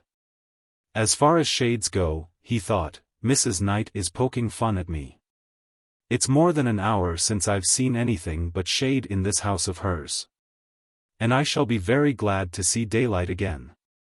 As for the terrors, if they are anything like the ghosts, we shall have another good joke." Our friend went to the door and opened it, before his companions had time to protest. For that matter, they were all sitting on the floor, exhausted with the last fright. And they looked at one another in astonishment, glad to find themselves alive after such a scare. Meanwhile, Tyltyl threw back the door and nothing came out. "There's no one there," he said. "Yes, there is. Yes, there is." "Look out," said Night, who was still shamming fright. She was simply furious. She had hoped to make a great impression with her terrors. And, lo and behold, the wretches, who had so long been snubbed by man, were afraid of him. She encouraged them with kind words and succeeded in coaxing out a few tall figures covered with grey veils. They began to run all around the hall until, hearing the children laugh, they were seized with fear and rushed indoors again. The attempt had failed, as far as Night was concerned, and the dread hour was about to strike. Already, Tyltyl was moving towards the big door at the end of the hall. A few last words took place between them. "Do not open that one," said Night, in awestruck tones. "Why not?" "Because it's not allowed. Then it's here that the blue bird is hidden. Go no farther, do not tempt fate, do not open that door." "But why?" again asked Tyltyl, obstinately. Thereupon, Night, irritated by his persistency, flew into a rage, hurled the most terrible threats at him, and ended by saying, "Not one of those who have opened it. were it but by a hair's breadth, has ever returned alive to the light of day. It means certain death, and all the horrors, all the terrors, all the fears of which men speak on earth are as nothing compared with those which await you if you insist on touching that door. "Don't do it, master dear," said Bread, with chattering teeth. "Don't do it. Take pity on us. I implore you on my knees." "You are sacrificing the lives of all of us," mewed the cat. "I won't. I shan't," sobbed Mytyl. "Pity. Pity," whined Sugar, wringing his fingers. All of them were weeping and crying, all of them crowded round Tyl. Dear Tyltyl alone, who respected his little master's wishes, dared not speak a word, though he fully believed that his last hour had come. 2 big tears rolled down his cheeks. And he licked Tyl's hands in despair. It was really a most touching scene, and for a moment, our hero hesitated. His heart beat wildly, his throat was parched with anguish, he tried to speak and could not get out a sound. Besides, he did not wish to show weakness in the presence of his hapless companions. "If I have not the strength to fulfill my task," he said to himself, "who will fulfill it? If my friends behold my distress, it is all up with me, they will not let me go through with my mission and I shall never find the blue bird." At this thought, the boy's heart leaped within his breast and all his generous nature rose in rebellion. It would never do to be, perhaps, within arm's length of happiness and not to try for it, at the risk of dying in the attempt, to try for it and hand it over at last to all mankind. That settled it. Tyl resolved to sacrifice himself. Like a true hero, he brandished the heavy golden key and cried, "I must open the door." He ran up to the great door, with Tylo panting by his side. The poor dog was half dead with fright, but his pride and his devotion to Tyl obliged him to smother his fears. "I shall stay," he said to his master, "I'm not afraid. I shall stay with my little god." In the meantime, all the others had fled. Bread was crumbling to bits behind a pillar, Sugar was melting in a corner with Mytyl in his arms. Night and the cat, both shaking with fury, kept to the far end of the hall. Then Tyl gave Tylo a last kiss, pressed him to his heart and, with never a tremble, put the key in the lock. Yells of terror came from all the corners of the hall, where the runaways had taken shelter, while the 2 leaves of the great door opened by magic in front of our little friend, who was struck dumb with admiration and delight. What an exquisite surprise! A wonderful garden lay before him, a dream garden filled with flowers that shone like stars, waterfalls that came rushing from the sky and trees which the moon had clothed in silver. And then there was something whirling like a blue cloud among the clusters of roses. Tyl rubbed his eyes, he could not believe his senses. He waited, looked again and then dashed into the garden, shouting like mad. "Come quickly! Come quickly! They are here! We have them at last! Millions of blue birds! Thousands of millions! Come, Mytyl! Come, Tylo! Come, all! Help me! You can catch them by handfuls!" Reassured at last, his friends came running up and all darted in among the birds, seeing who could catch the most. "I've caught 7 already," cried Mytyl. "I can't hold them." "Nor can I," said Tyl. "I have too many of them. They're escaping from my arms. Tylo has some too. Let us go out, let us go. Light is waiting for us. How pleased she will be. This way, this way." And they all danced and scampered away in their glee, singing songs of triumph as they went. Night and the cat, who had not shared in the general rejoicing, crept back anxiously to the great door, and Night whimpered. "Haven't they got him?" "No," said the cat, who saw the real blue bird perched high up on a moonbeam. "They could not reach him, he kept too high." Our friends in all haste ran up the numberless stairs between them and the daylight.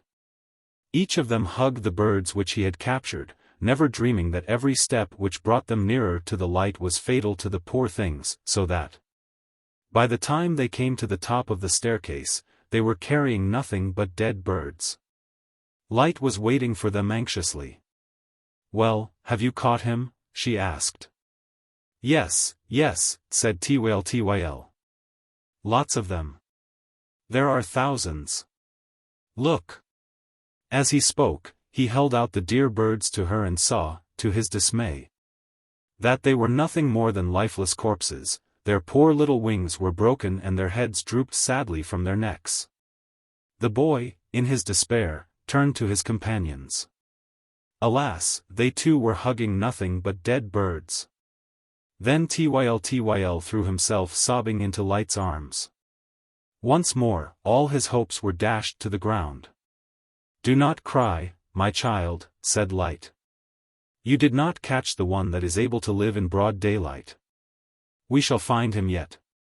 "Of course, we shall find him," said Bread and Sugar, with one voice. They were great boobies, both of them, but they wanted to console the boy. As for friend Tylo, he was so much put out that he forgot his dignity for a moment and, looking at the dead birds, exclaimed, "Are they good to eat, I wonder?" The party set out to walk back and sleep in the Temple of Light. It was a melancholy journey. All regretted the peace of home and felt inclined to blame Tyl for his want of caution. Sugar edged up to Bread and whispered in his ear, "Don't you think, Mr. Chairman, that all this excitement is very useless?"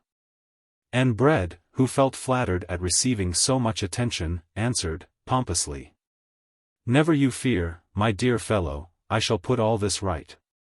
Life would be unbearable if we had to listen to all the whimsies of that little madcap. Tomorrow, we shall stay in bed." They forgot that, but for the boy at whom they were sneering, they would never have been alive at all. And that, if he had suddenly told Bread that he must go back to his pan to be eaten and Sugar that he was to be cut into small lumps to sweeten Daddy Tyl's coffee and Mummy Tyl's syrups, they would have thrown themselves at their benefactor's feet and begged for mercy. In fact, they were incapable of appreciating their good luck until they were brought face to face with bad. Poor things! The fairy Berylune, when making them a present of their human life, ought to have thrown in a little wisdom. They were not so much to blame. Of course, they were only following man's example. Given the power of speaking, they jabbered; knowing how to judge, they condemned; able to feel, they complained. They had hearts which increased their sense of fear, without adding to their happiness. As to their brains, which could easily have arranged all the rest, they made so little of them that they had already grown quite rusty. And, if you could have opened their heads and looked at the works of their life inside, you would have seen the poor brains, which were their most precious possession, jumping about at every movement they made and rattling in their empty skulls like dry peas in a pod. Fortunately, Light, thanks to her wonderful insight, knew all about their state of mind. She determined, therefore, to employ the elements and things no more than she was obliged to. They are useful, she thought, to feed the children and amuse them on the way. But they must have no further share in the trials, because they have neither courage nor conviction. Meanwhile, the party walked on, the road widened out and became resplendent. And, at the end, the Temple of Light stood on a crystal height, shedding its beams around. The tired children made the dog carry them pickaback by turns. And they were almost asleep when they reached the shining steps. Chapter 5. The Kingdom of the Future. Tyl and Mytyl woke up next morning, feeling very gay. With childish carelessness, they had forgotten their disappointment. Tyl was very proud of the compliments which Light had paid him.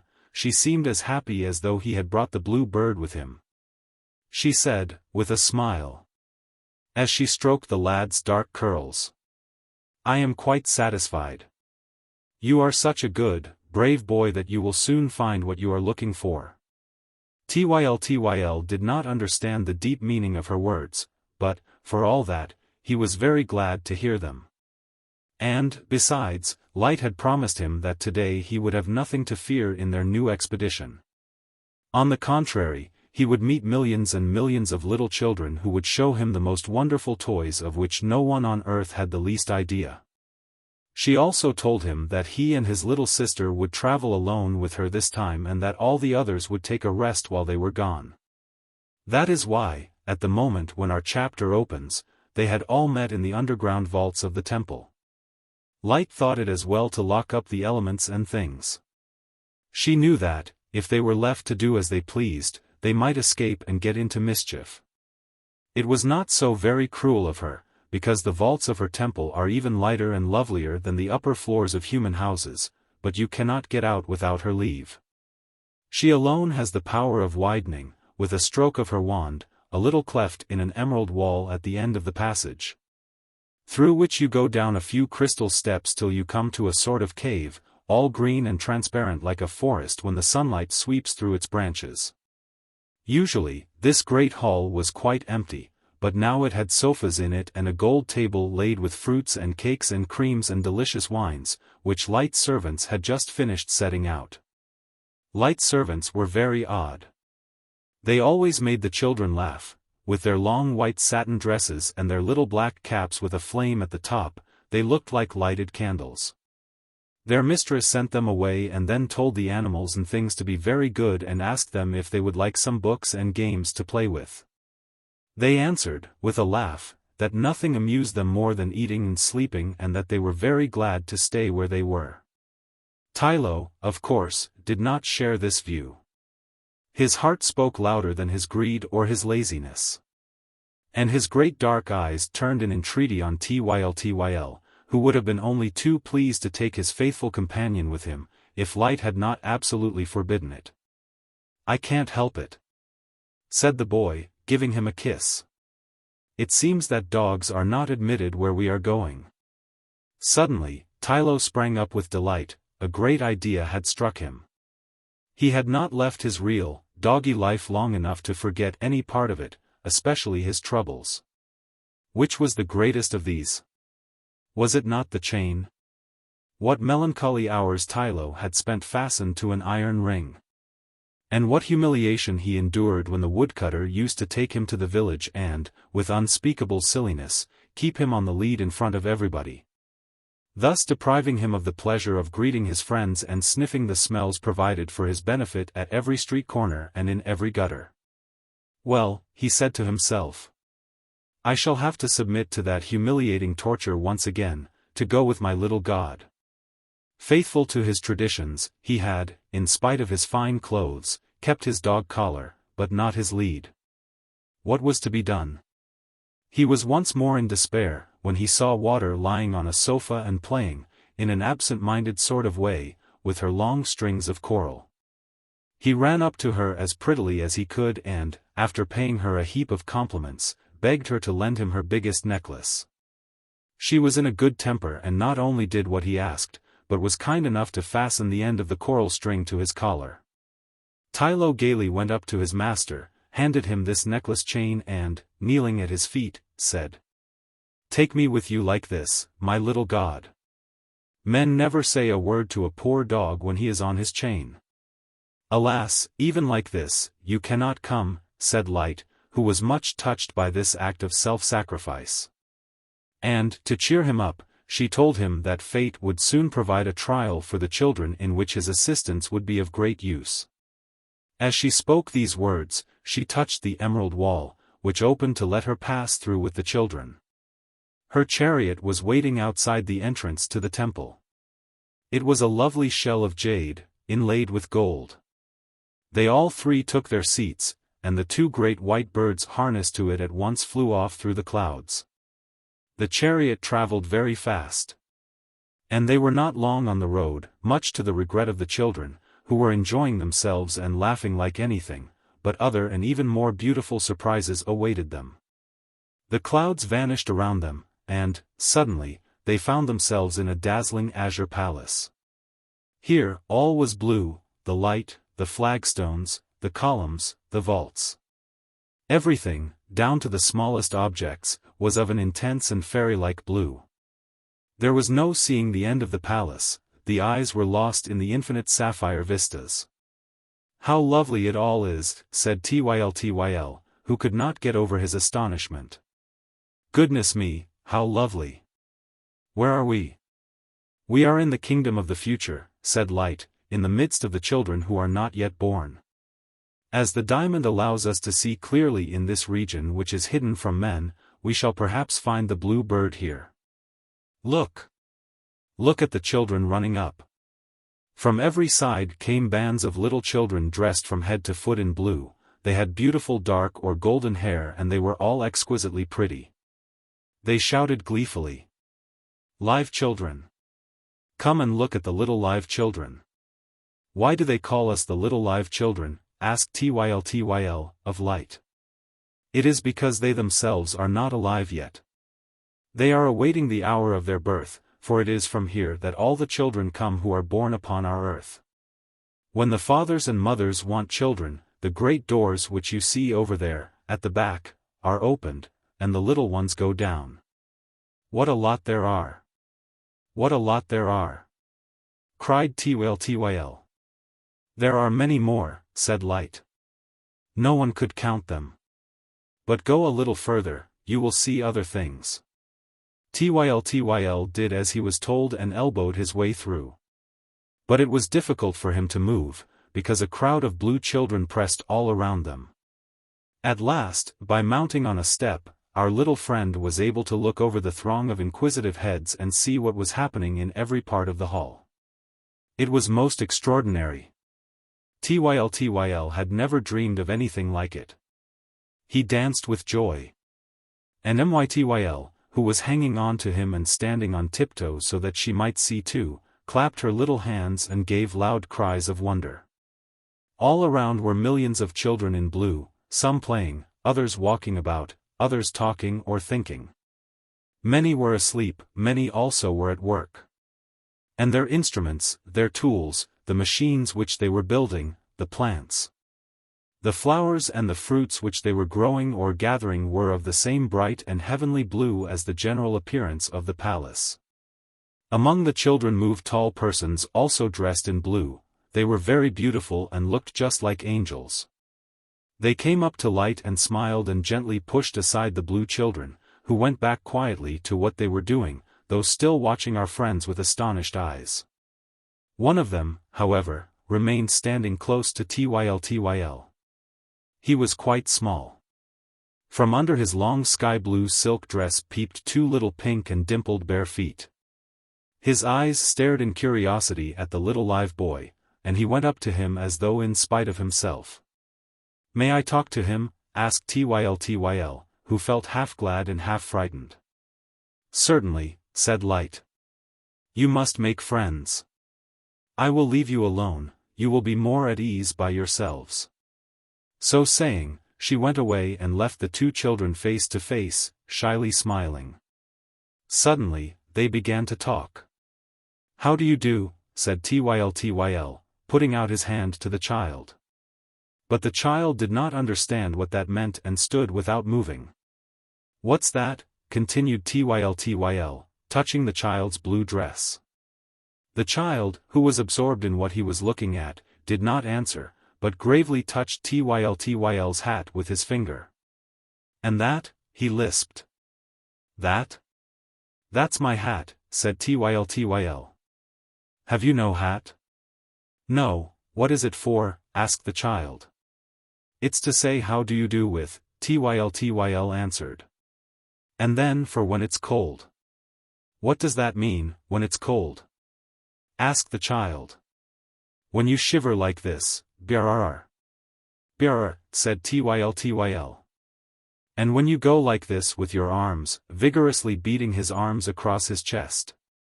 "Is it cold on earth?" asked the child. "Yes, sometimes, in winter, when there is no fire."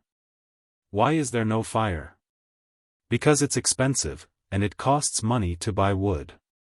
The child looked at Tyltyl again as though he did not understand a word that Tyltyl was saying. And Tyltyl in his turn looked amazed. "It's quite clear that he knows nothing of the most everyday things," thought our hero. While the child stared with no small respect at the little live boy, who knew everything. Then he asked Tyltyl what money was. "Why, it's what you pay with," said Tyltyl, scorning to give any further explanation. "Oh," said the child, seriously. Of course, he did not understand. How could he know, a little boy like that, who lived in a paradise where his least wishes were granted before he had learned to put them into words? "How old are you?" asked Tyltyl, continuing the conversation. "I am going to be born soon," said the child. "I shall be born in 12 years. Is it nice to be born?" "Oh, yes," cried Tyltyl, without thinking. "It's great fun." But he was very much at a loss when the little boy asked him how he managed. His pride did not allow him to be ignorant of anything in another child's presence. And it was quite droll to see him with his hands in his breeches pockets, his legs wide apart, his face upturned and his whole attitude that of a man who is in no hurry to reply. At last, he answered, with a shrug of the shoulders. "Upon my word, I can't remember. It's so long ago." "They say it's lovely, the earth and the live people," remarked the child. "Yes, it's not bad," said Tyltyl. "There are birds and cakes and toys. Some have them all, but those who have none can look at the others." This reflection shows us the whole character of our little friend. He was proud and inclined to be rather high and mighty. But he was never envious, and his generous nature made up to him for his poverty by allowing him to enjoy the good fortune of others. The two children talked a good deal more. But it would take too long to tell you all they said, because what they said was sometimes only interesting to themselves.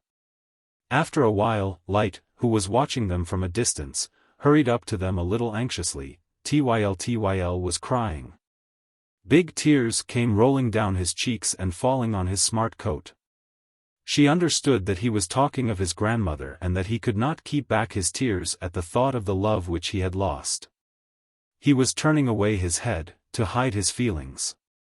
But the inquisitive child kept asking him questions. "Do the grannies die?" "What does that mean, dying?" "They go away one evening and do not come back." "Has yours gone?" "Yes," said Tyltyl. "She was very kind to me."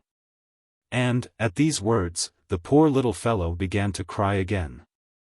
The blue child had never seen anyone cry. He lived in a world where grief did not exist. His surprise was great, and he exclaimed, "What's the matter with your eyes? Are they making pearls?" To him those tears were wonderful things. "No, it's not pearls," said Tyltyl, sheepishly. "What is it then?" But our poor friend would not admit what he looked upon as a weakness. He rubbed his eyes awkwardly and put everything down to the dazzling blue of the palace. The puzzled child insisted. "What's that falling down?" "Nothing, it's a little water," said Tyltyl, impatiently, hoping to cut short the explanation. But that was out of the question. The child was very obstinate, touched Tyltyl's cheeks with his finger and asked, in a tone of curiosity, "Does it come from the eyes?" "Yes, sometimes, when one cries." "What does that mean, crying?" asked the child. "I have not been crying," said Tyltyl proudly. "It's the fault of that blue. But, if I had cried, it would be the same thing." "Do you often cry on earth?" "Not little boys, but little girls do." "Don't you cry here?" "No, I don't know how." "Well, you will learn." At that moment, a great breath of wind made him turn his head and he saw, at a few steps away from him, a large piece of machinery which he had not noticed at first. As he was taken up with his interest in the little child. It was a grand and magnificent thing, but I cannot tell you its name, because the inventions of the kingdom of the future will not be christened by man until they reach the earth. I can only say that Tyltyl, when he looked at it, thought that the enormous azure wings that whizzed so swiftly before his eyes were like the windmills in his part of the world, and that if he ever found the blue bird, its wings would certainly be no more delicate, dainty or dazzling. Full of admiration, he asked his new acquaintance what they were. "Those," said the child. "That's for the invention which I shall make on earth." And, seeing Tyl stare with wide-open eyes, he added, "When I am on earth, I shall have to invent the thing that gives happiness. Would you like to see it? It is over there, between those two columns." Tyl turned round to look, but all the children at once rushed at him, shouting, "No, no, come and see mine. No, mine is much finer. Mine is a wonderful invention. Mine is made of sugar. His is no good. I'm bringing a light which nobody knows of." And, so saying, the last child lit himself up entirely with a most extraordinary flame. Amid these joyous exclamations, the live children were dragged towards the blue workshops, where each of the little inventors set his machine going. It was a great blue whirl of discs and pulleys and straps and flywheels and driving wheels and cogwheels and all kinds of wheels, which sent every sort of machine skimming over the ground or shooting up to the ceiling. Other blue children unfolded maps and plans, or opened great big books, or uncovered azure statues, or brought enormous flowers and gigantic fruits that seemed made of sapphires and turquoises. Our little friends stood with their mouths wide open and their hands clasped together. They thought themselves in paradise. Mytyl bent over to look at a huge flower and laughed into its cup, which covered up her head like a hood of blue silk. A pretty child, with dark hair and thoughtful eyes, held it by the stalk and said, proudly, "The flowers will all grow like that, when I am on earth." "When will that be?" asked Tyl. "In 53 years, 4 months and 9 days. Next came 2 blue children bending under the weight of a pole from which was slung a bunch of grapes each larger than a pear. "A bunch of pears," cried Tyl. "No, they are grapes," said the child. "They will all be like that when I am 30, I have found the way." Tyl would have loved to taste them, but another child came along almost hidden under a basket which one of the tall persons was helping him to carry. His fair-haired, rosy face smiled through the leaves that hung over the wickerwork. "Look," he said. "Look at my apples." "But those are melons," said Tyl. "No, no," said the child. "They are my apples. They will all be alike when I am alive. I have discovered the process. I should never finish if I were to try and describe to my little readers all the wonderful and incredible things that appeared before our hero's eyes." But, suddenly, a loud burst of laughter rang through the hall. A child had spoken of the king of the 9 planets, and Tyl, very much puzzled and perplexed, looked on every side. All the faces, bright with laughter, were turned to some spot which Tyl could not see. Every finger pointed in the same direction, but our friend looked in vain. They had spoken of a king. He was looking for a throne with a tall, dignified personage on it, wielding a golden scepter. Over there, lower down, behind you," said 1,000 little voices together. "But where is the king?" Tyl and Mytyl repeated, greatly interested. Then, suddenly, a louder and more serious voice sounded above the silvery murmur of the others. "Here I am," it said proudly.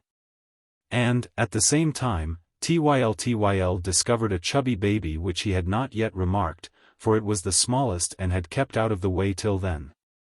Sitting at the foot of a column in an attitude of indifference, seemingly wrapped in contemplation. The little king was the only one who had taken no notice of the live children. His beautiful, liquid eyes as blue as the palace, were pursuing endless dreams. His right hand supported his head, which was already heavy with thought, his short tunic showed his dimpled knees, and a golden crown rested on his yellow locks. When he cried, "Here I am," The baby rose from the step on which he was sitting and tried to climb onto it at one stride, but he was still so awkward that he lost his balance and fell upon his nose. He at once picked himself up with so much dignity that nobody dared make fun of him. And, this time, he scrambled up on all fours and then, putting his legs wide apart, stood and eyed Tyltyl from top to toe.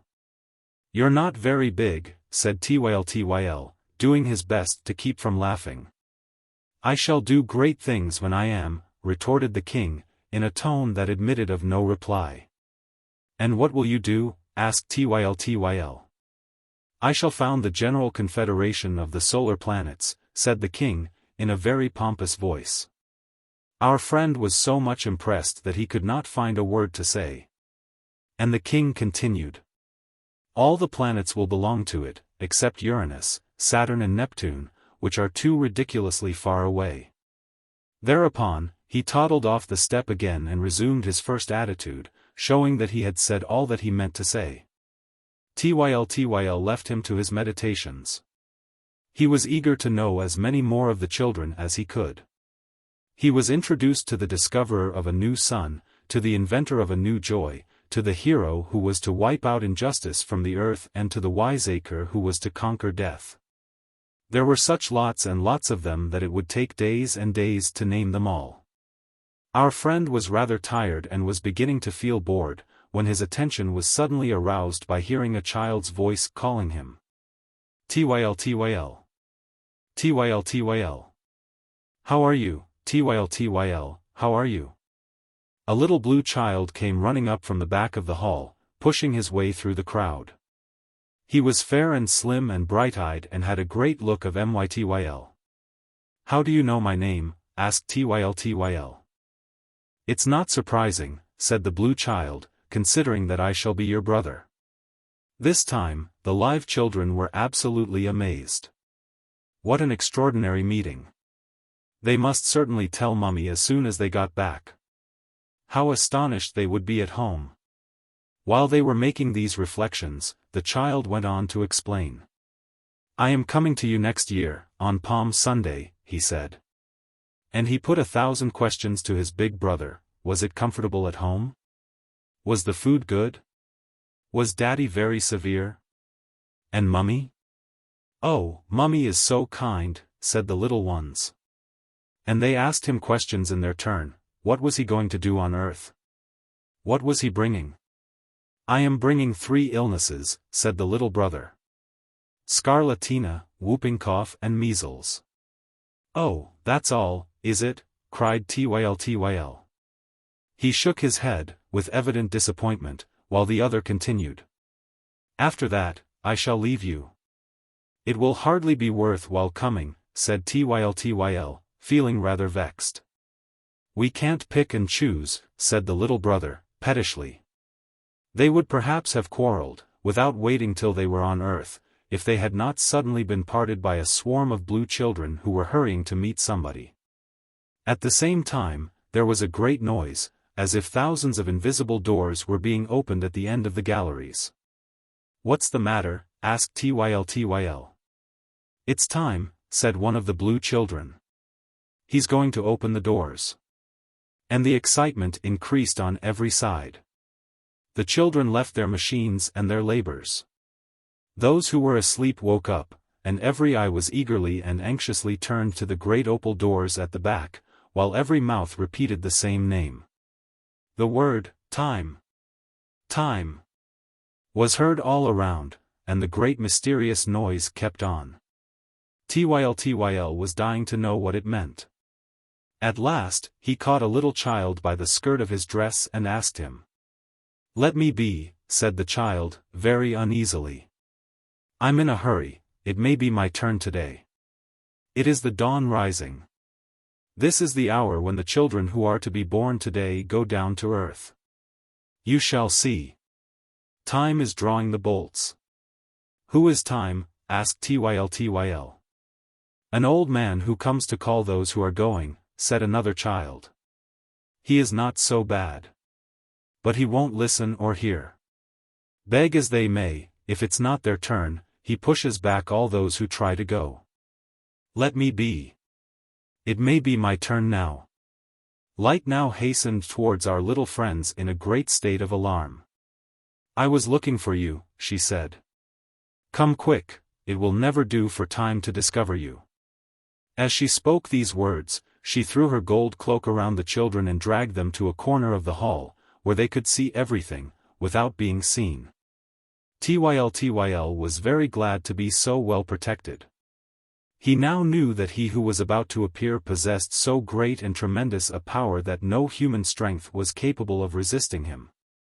He was at the same time a deity and an ogre, he bestowed life and he devoured it, he sped through the world so fast that you had no time to see him, he ate and ate, without stopping. He took whatever he touched. In Tyl's family, he had already taken Grandad and Granny, the little brothers, the little sisters and the old blackbird. He did not mind what he took, joys and sorrows, winters and summers, all was fish that came to his net. Knowing this, our friend was astonished to see everybody in the kingdom of the future running so fast to meet him. I suppose he doesn't eat anything here, he thought. There he was. The great doors turned slowly on their hinges. There was a distant music, it was the sounds of the earth. A red and green light penetrated into the hall, and Time appeared on the threshold. He was a tall and very thin old man, so old that his wrinkled face was all grey, like dust. His white beard came down to his knees. In one hand, he carried an enormous scythe. In the other, an hourglass. Behind him, some way out, on a sea the color of the dawn, was a magnificent gold galley, with white sails. Are they ready whose hour has struck? Asked Time. At the sound of that voice, solemn and deep as a bronze gong, thousands of bright children's voices, like little silver bells, answered. Here we are. Here we are. Here we are.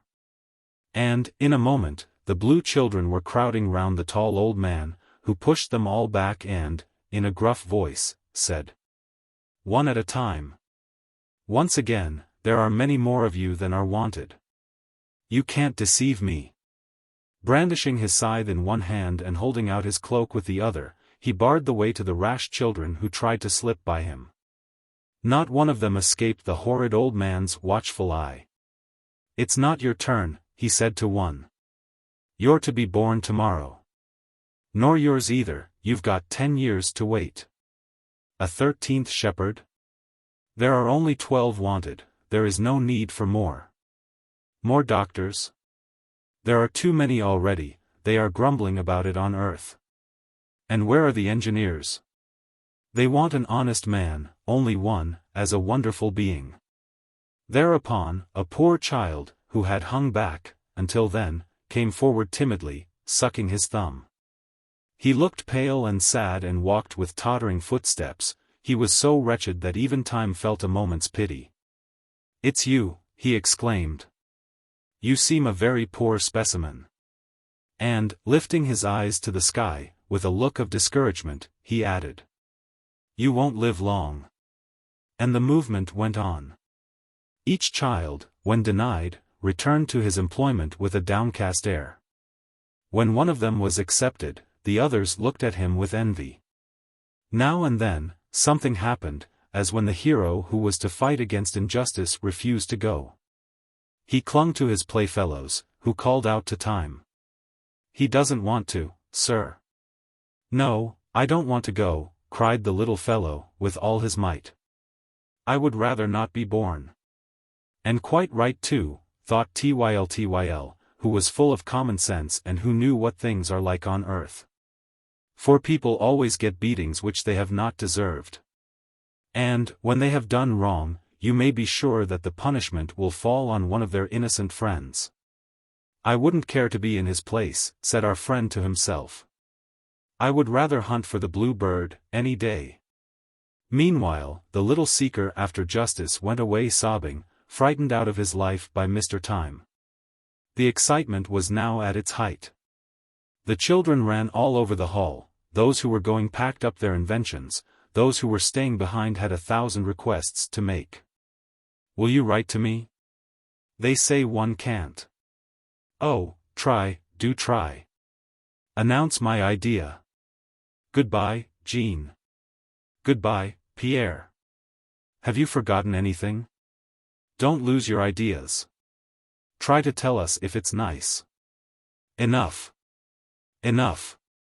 Roared Time, in a huge voice, shaking his big keys and his terrible scythe. Enough. The anchors weighed. Then the children climbed into the gold galley, with the beautiful white silk sails. They waved their hands again to the little friends whom they were leaving behind them, but, on seeing the earth in the distance, they cried out, gladly. Earth! Earth! I can see it. How bright it is! How big it is! And, at the same time, as though coming from the abyss, a song rose, a distant song of gladness and expectation. Light, who was listening with a smile, saw the look of astonishment on Tyl's face and bent over him. It is the song of the mothers coming out to meet them, she said.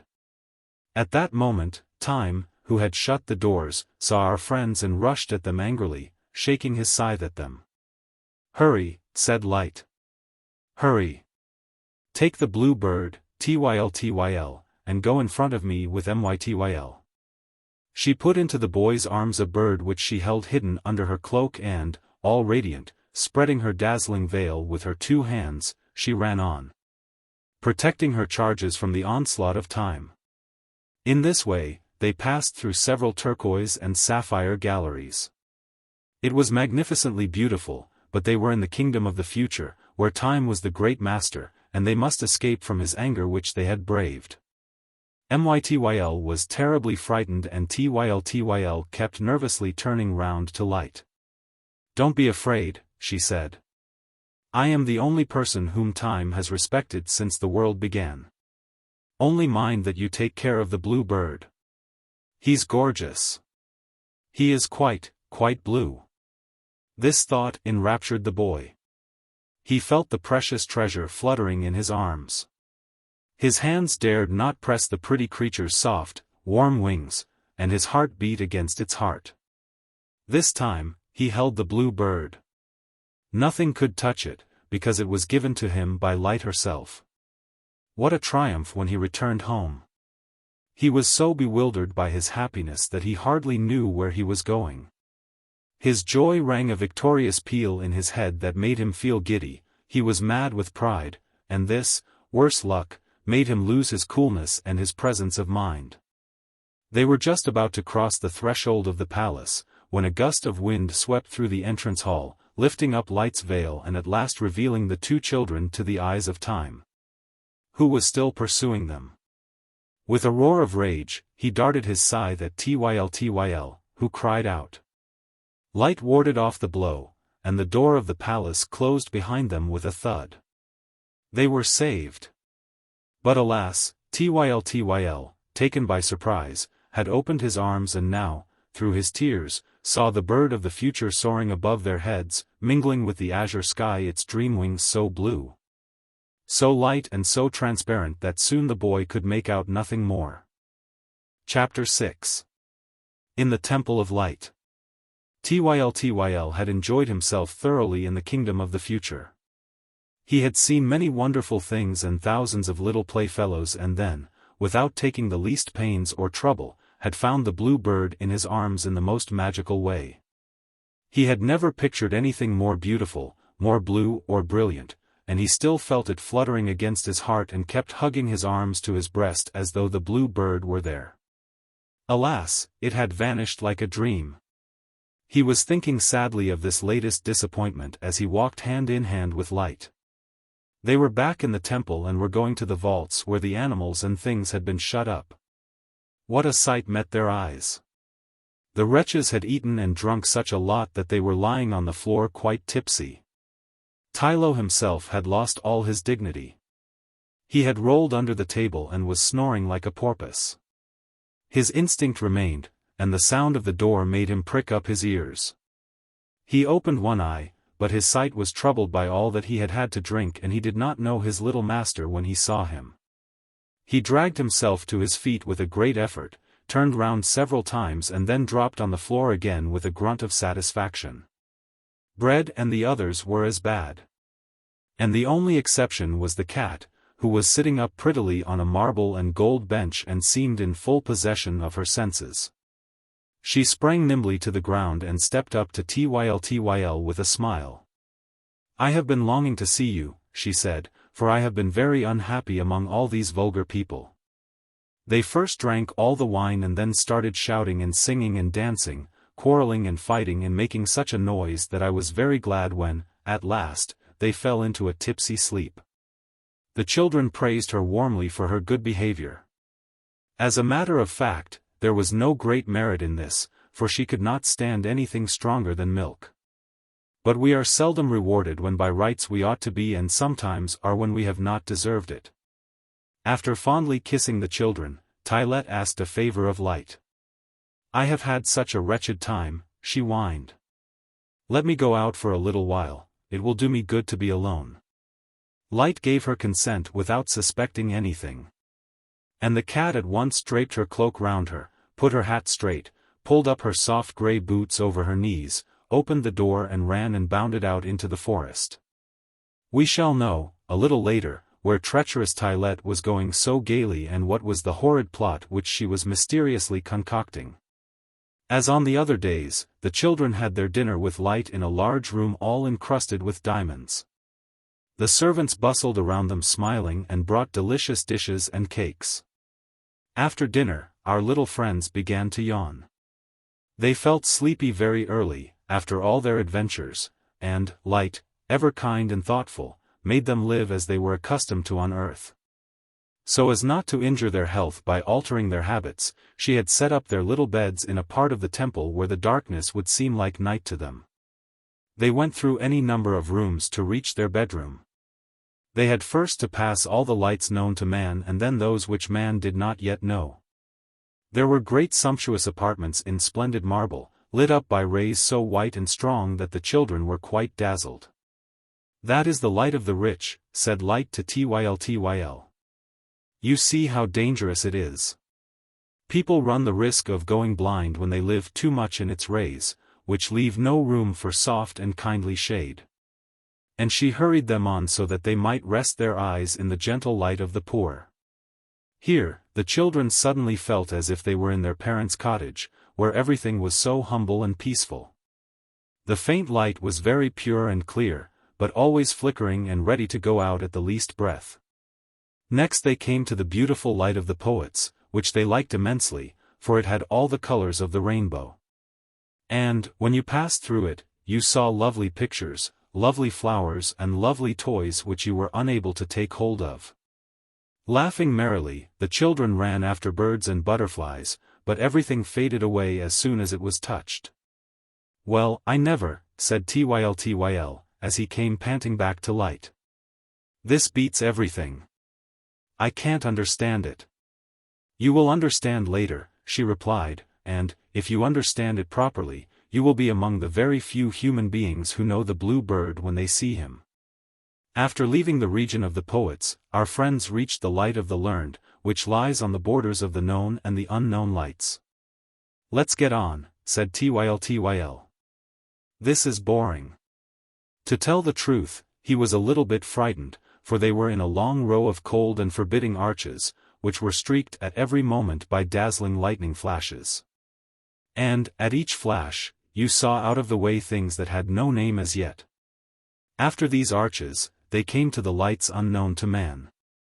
And Tyltyl, in spite of the sleep that pressed upon his eyelids, could not help admiring the hall with its violet columns and the gallery with its red rays. And the violet of the columns was such a dark violet and the red of the rays such a pale red that it was hardly possible to see either of them.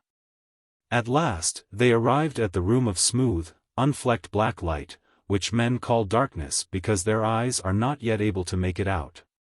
And here the children fell asleep without delay on two soft beds of clouds. Chapter 7. The Graveyard. When the children were not going on an expedition, they played about in the realms of light. And this was a great treat for them, for the gardens and the country around the temple were as wonderful as the halls and galleries of silver and gold. The leaves of some of the plants were so broad and strong that they were able to lie down on them, and, when a breath of wind stirred the leaves, the children swung as in a hammock.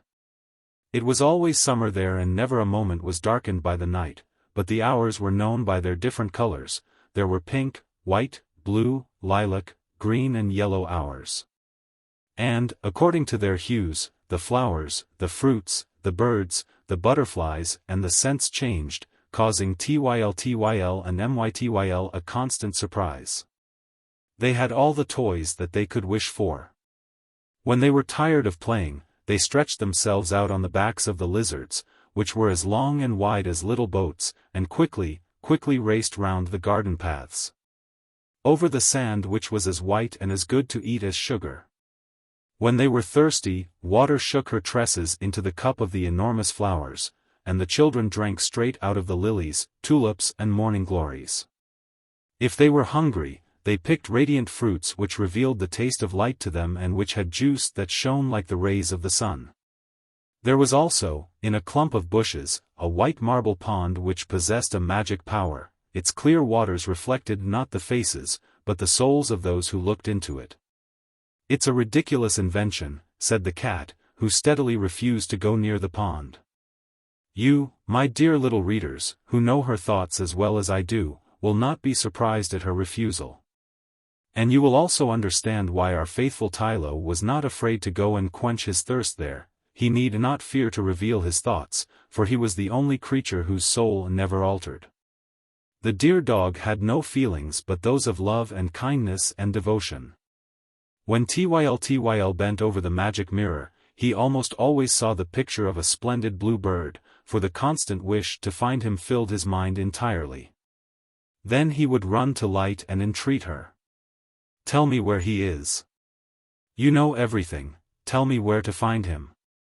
But she replied, in a tone of mystery, "I cannot tell you anything. You must find him for yourself." And, kissing him, she added, "Cheer up, you are getting nearer to him at each trial." Now there came a day on which she said to him, "I have received a message from the fairy Berylune telling me that the blue bird is probably hidden in the graveyard. It appears that one of the dead in the graveyard is keeping him in his tomb." "What shall we do?" asked Tyltyl. "It is very simple. At midnight you will turn the diamond and you shall see the dead come out of the ground." At these words, milk, water, bread and sugar began to yell and scream and chatter their teeth. "Don't mind them," said Light to Tyltyl, in a whisper. "They are afraid of the dead." "I'm not afraid of them," said Fire, frisking about. "Time was when I used to burn them, that was much more amusing than nowadays." "Oh, I feel I am going to turn," wailed Milk. "I'm not afraid," said the dog, trembling in every limb, "but if you run away." "I shall run away too, and with the greatest pleasure." The cat sat pulling at her whiskers. "I know what's what," she said, in her usual mysterious way. "Be quiet," said Light. The fairy gave strict orders. "You are all to stay with me, at the gate of the graveyard, the children are to go in alone." Tyltyl felt anything but pleased. He asked, "Aren't you coming with us?" "No," said Light. "The time for that has not arrived. Light cannot yet enter among the dead. Besides, there is nothing to fear. I shall not be far away, and those who love me and whom I love always find me again." She had not finished speaking, when everything around the children changed. The wonderful temple, the dazzling flowers, the splendid gardens vanished to make way for a poor little country cemetery, which lay in the soft moonlight. Near the children were a number of graves, grassy mounds, wooden crosses and tombstones. Tyltyl and Mytyl were seized with terror and hugged each other. "I am frightened," said Mytyl. "I am never frightened," stammered Tyltyl, who was shaking with fear, but did not like to say so. "I say," asked Mytyl, "are the dead wicked?" "Why, no," said Tyltyl, "they're not alive." "Have you ever seen one?" "Yes, once, long ago, when I was very young." "What was it like?" Quite white, very still and very cold, and it didn't talk. Are we going to see them? Tyl shuddered at this question and made an unsuccessful effort to steady his voice as he answered. Why, of course, Light said so. Where are the dead? Asked Mytyl. Tyl cast a frightened look around him, for the children had not dared to stir since they were alone. The dead are here, he said, under the grass or under those big stones. Are those the doors of their houses? Asked Mytyl, pointing to the tombstones. Yes. Do they go out when it's fine? They can only go out at night. Why? Because they are in their nightshirts. Do they go out also when it rains? When it rains, they stay at home. Is it nice in their homes? They say it's very cramped. Have they any little children? Why, yes, they have all those who die. And what do they live on? Tyl stopped to think, before answering. As Mytyl's big brother, he felt it his duty to know everything, but her questions often puzzled him. Then he reflected that, as the dead live underground, they can hardly eat anything that is above it, and so he answered very positively. They eat roots. Mytyl was quite satisfied and returned to the great question that was occupying her little mind. Shall we see them? She asked. Of course, said Tyl, we see everything when I turn the diamond. And what will they say? Tyl began to grow impatient. They will say nothing, as they don't talk. Why don't they talk? Asked Mytyl. Because they have nothing to say, said Tyl, more cross and perplexed than ever. Why have they nothing to say? This time, the little big brother lost all patience. He shrugged his shoulders, gave Mytyl a push and shouted angrily. You're a nuisance. Mytyl was greatly upset and confused. She sucked her thumb and resolved to hold her tongue forever after, as she had been so badly treated. But a breath of wind made the leaves of the trees whisper and suddenly recalled the children to their fears and their sense of loneliness. They hugged each other tight and began to talk again, so as not to hear the horrible silence. When will you turn the diamond? Asked Mytyl. You heard Light say that I was to wait until midnight, because that disturbs them less. It is when they come out to take the air. Isn't it midnight yet? Tyl turned round, saw the church clock and hardly had the strength to answer, for the hands were just upon the hour. Listen, he stammered, listen. It is just going to strike. There. Do you hear? And the clock struck 12. Then Mytyl, frightened out of her life, began to stamp her feet and utter piercing screams. I want to go away. I want to go away. Tyl, though stiff with fright, was able to say. Not now. I am going to turn the diamond. No, no, no, cried Mytyl. I am so frightened, little brother. Don't do it. I want to go away. Tyl vainly tried to lift his hand. He could not reach the diamond with Mytyl clinging to him. Hanging with all her weight on her brother's arm and screaming at the top of her voice. I don't want to see the dead. They will be awful. I can't possibly. I am much too frightened. Poor Tyl was quite as much terrified as Mytyl, but at each trial, his will and courage were becoming greater. He was learning to master himself, and nothing could induce him to fail in his mission. The 11th stroke rang out. The hour is passing, he exclaimed. It is time. And releasing himself resolutely from Mytyl's arms, he turned the diamond. A moment of terrible silence followed for the poor little children. Then they saw the crosses totter, the mounds open, the slabs rise up. Mytyl hit her face against Tyl's chest. They're coming out, she cried. There. There. The agony was more than the plucky little fellow could endure. He shut his eyes and only kept himself from fainting by leaning against a tree beside him.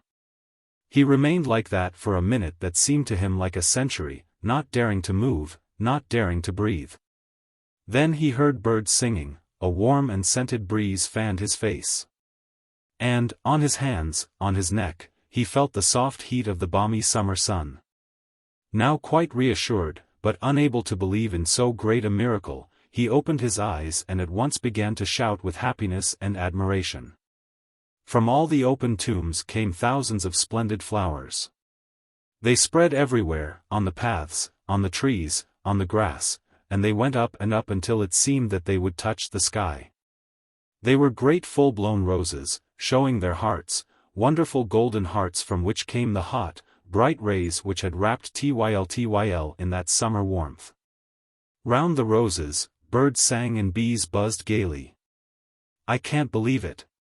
It's not possible," said Tyltyl. "What has become of the tombs and the stone crosses?" Dazzled and bewildered, the two children walked hand in hand through the graveyard, of which not a trace remained, for there was nothing but a wonderful garden on every side. They were as glad and happy as could be, after their terrible fright. They had thought that ugly skeletons would rise from the earth and run after them, pulling horrid faces. They had imagined all sorts of awful things.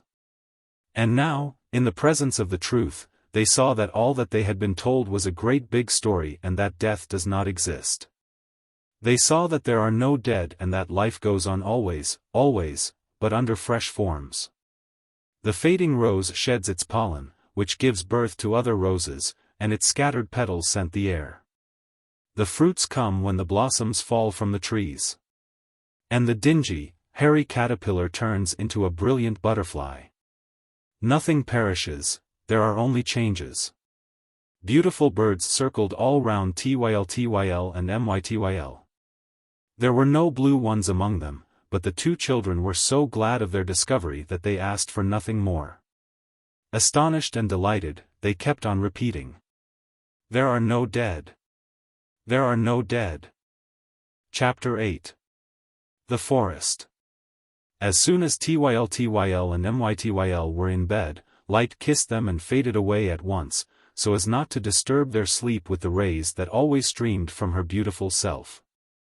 It must have been about midnight, when Tyltyl, who was dreaming of the little blue children, felt a soft velvet paw pass to and fro over his face.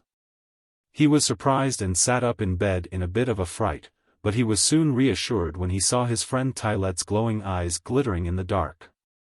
"Hush," said the cat in his ear. "Hush. Don't wake anybody. If we can arrange to slip out without being seen, we shall catch the blue bird tonight. I have risked my life, oh my dearest master, in preparing a plan which will certainly lead us to victory." "But," said the boy, kissing Tylet, "Light would be so glad to help us, and besides I should be ashamed to disobey her." "If you tell her," said the cat, sharply, "all is lost, believe me. Do as I say, and the day is ours." As she spoke these words, she hastened to dress him and also Mytyl, who had heard a noise and was asking to go with them. "You don't understand," groaned Tyltyl. "You are too small, you don't know what a wicked thing we are doing." But the treacherous cat answered all his arguments, saying that the reason why he had not found the blue bird so far was just the fault of Light, who always brought brightness with her. Let the children only go hunting by themselves, in the dark, and they would soon find all the blue birds that make men's happiness. The traitress displayed such cleverness that, before long, Tyltyl's disobedience became a very fine thing in his own eyes. Each of Tylet's words provided a good excuse for his action or adorned it with a generous thought. He was too weak to set his will against trickery, allowed himself to be persuaded and walked out of the temple with a firm and cheerful step. Poor little fellow, if he could only have foreseen the terrible trap that awaited him. Our three companions set out across the fields in the white light of the moon. The cat seemed greatly excited, did nothing but talk and went so fast that the children were hardly able to keep up with her. "This time," she declared, "we shall have the blue bird. I am sure of it. I asked all the trees in the very oldest forest, they know him, because he hides among them. Then, in order to have everybody there, I sent the rabbit to beat the assembly and call the principal animals in the country. They reached the edge of the dark forest in an hour's time. Then, at a turn in the road, they saw, in the distance, someone who seemed to be hurrying towards them. Tylette arched her back. She felt that it was her old-time enemy.